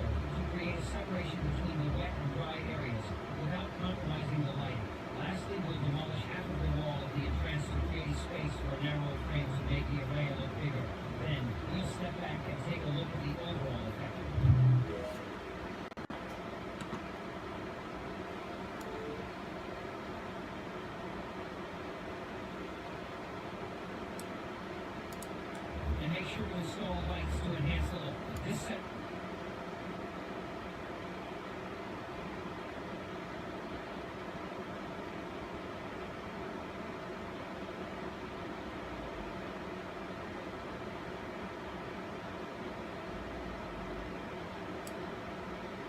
This happened on 2019. Now, of course, if you set up any approved IRS resolution, whether that's an installment agreement, currently non-collectible status, you submit an offer in compromise, and it is accepted. Even a pending installment agreement oftentimes will reverse the certification. The approved IRS resolution, whether that's an installment agreement, currently non-collectible status, you submit an offer in compromise, and it is accepted. Even a pending installment agreement oftentimes will reverse the certification. The approved IRS resolution, whether that's an installment agreement, currently non-collectible, staff and compromise, and it is accepted. Even a pending installment agreement oftentimes will reverse the certification, or in this case, the taxpayer's tax debt expired and became no longer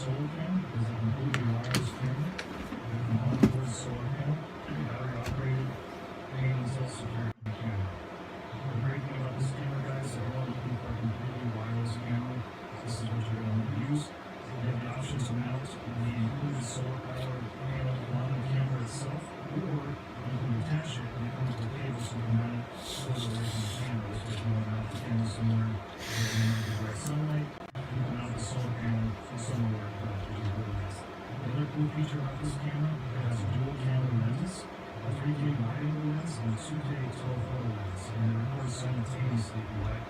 This way you can get a wide-angle shot of your driveway like I'm doing, and you can do a full picture. You can also get a license plate from the car because that telephoto lens, which is very nice. It is an hand-tilt camera. It does have the auto-tracking feature, just like some of the other popular cameras that you've probably seen on TikTok. Super easy to install.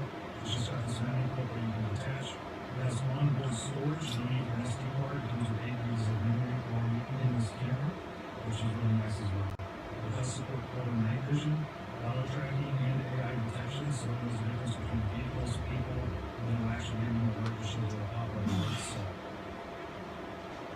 This camera also supports two-way audio, so you can talk and listen with it. It has an onboard LED light that you can have come on if it sees motion, which is really nice. And it only needs 2 hours of sunlight a day to get this thing fully charged and stay operational. Again, if you're looking for something that's completely wire-free, 100% wireless, without having to charge or change out batteries, this is going to be the camera that you're going to need. What do you think in the comments?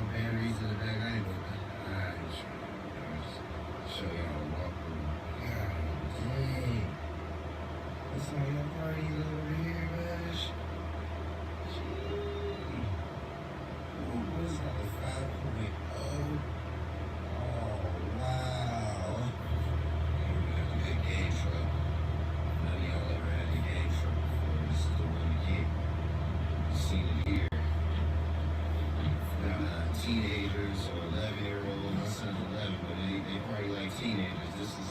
This is really the vibe right here. This is where they gonna be at for real. Ain't that right? They ain't gonna be hanging out in here with you. I got some real old heads from the West Coast that come to the party. These are actual old heads.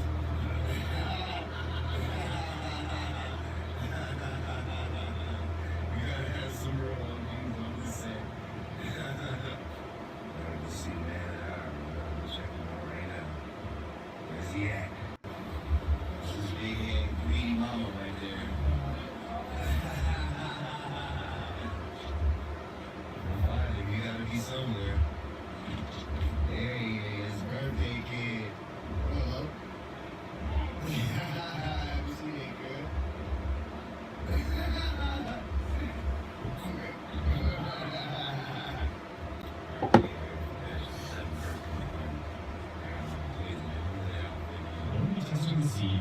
still cheap on PS5 using a Cronus Zen. Now, if you didn't know, the Cronus is a very popular cheating device that is specifically made for consoles with the ability to use pre-loaded or custom scripts to basically modify the controller and give you unfair advantages in many different multiplayer games. The most famous example of this being the anti-recoil or rapid-fire mods for games like Call of Duty Warzone. And as you can imagine, this has been a huge problem in the gaming community for quite some time. But the general consensus being that devices like this should be completely banned. Now, the good news is that very recently, the game Call of Duty Warzone has since come out with an anti-cheat update that supposedly will detect the use of cheating devices like the Cronus Zen. And this has actually been confirmed by the official Call of Duty Twitter page. So today, what we're going to do is set up this Cronus Zen to communicate with the PS5 and see if it actually does get banned. But just so everyone who's watching is on the same page, I want to say that I personally do not support cheating in online multiplayer games. So the whole point of this video is to educate and discuss whether or not this new anti-cheat update actually works on the PS5.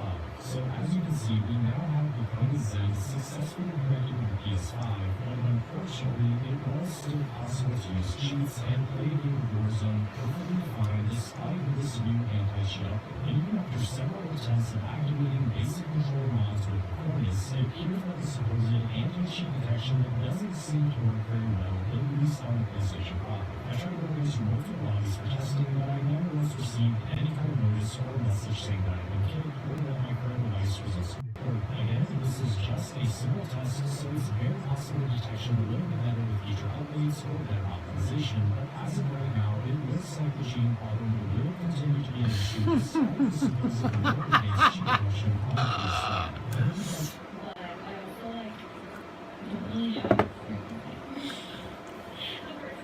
That's hilarious. Like, I used to get so mad at everyone would be like, you're so young, and I'm like, now I'm like, thank you. People still think I'm like 16, and I'll take it. Like, thank you very much. If you're 25 this year, I'll take 16. But I would totally do it. Like, I want to be a master all the time, but I'm not gonna. But, it's a great message. And I know because I said that I'm made on the filler. I did have the filler. I got it dissolved because I wasn't buying so much. I just wanted it like, I don't know, it wasn't bad and now it's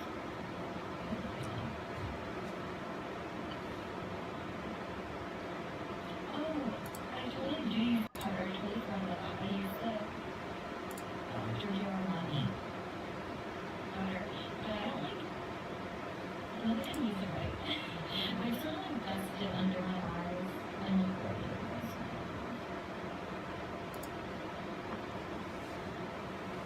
Favorite Duke? Like Duke from what?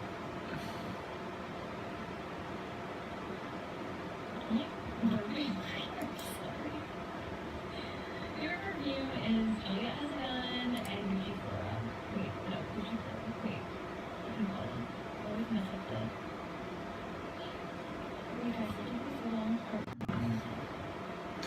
Newmarket, New Hampshire.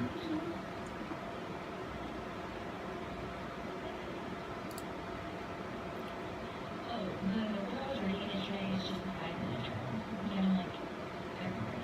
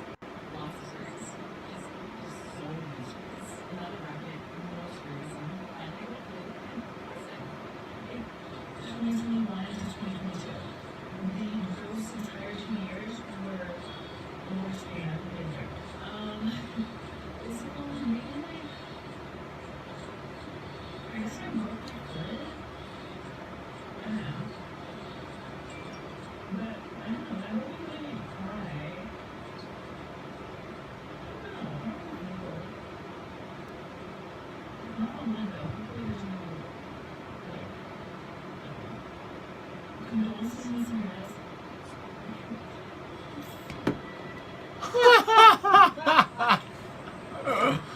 Holy shit, that's hilarious.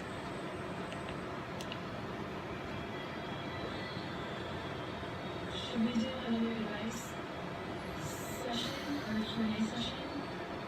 I'll give you my answers, my knowledge, my thoughts, my opinions.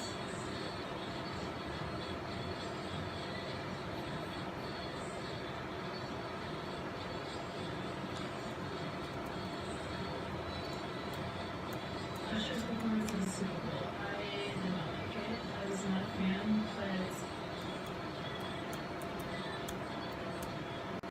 I told my mom right after I watched it, and she was like really freaking out about it, like saying it was the best performance she's ever seen. And I was like, okay, maybe it was like a older generation thing, but like, I don't know, I knew all the songs. I just like, I don't know.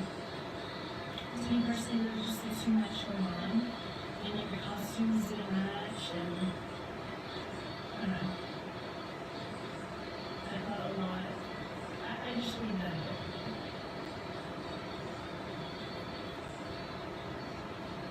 He has so many good songs. It just like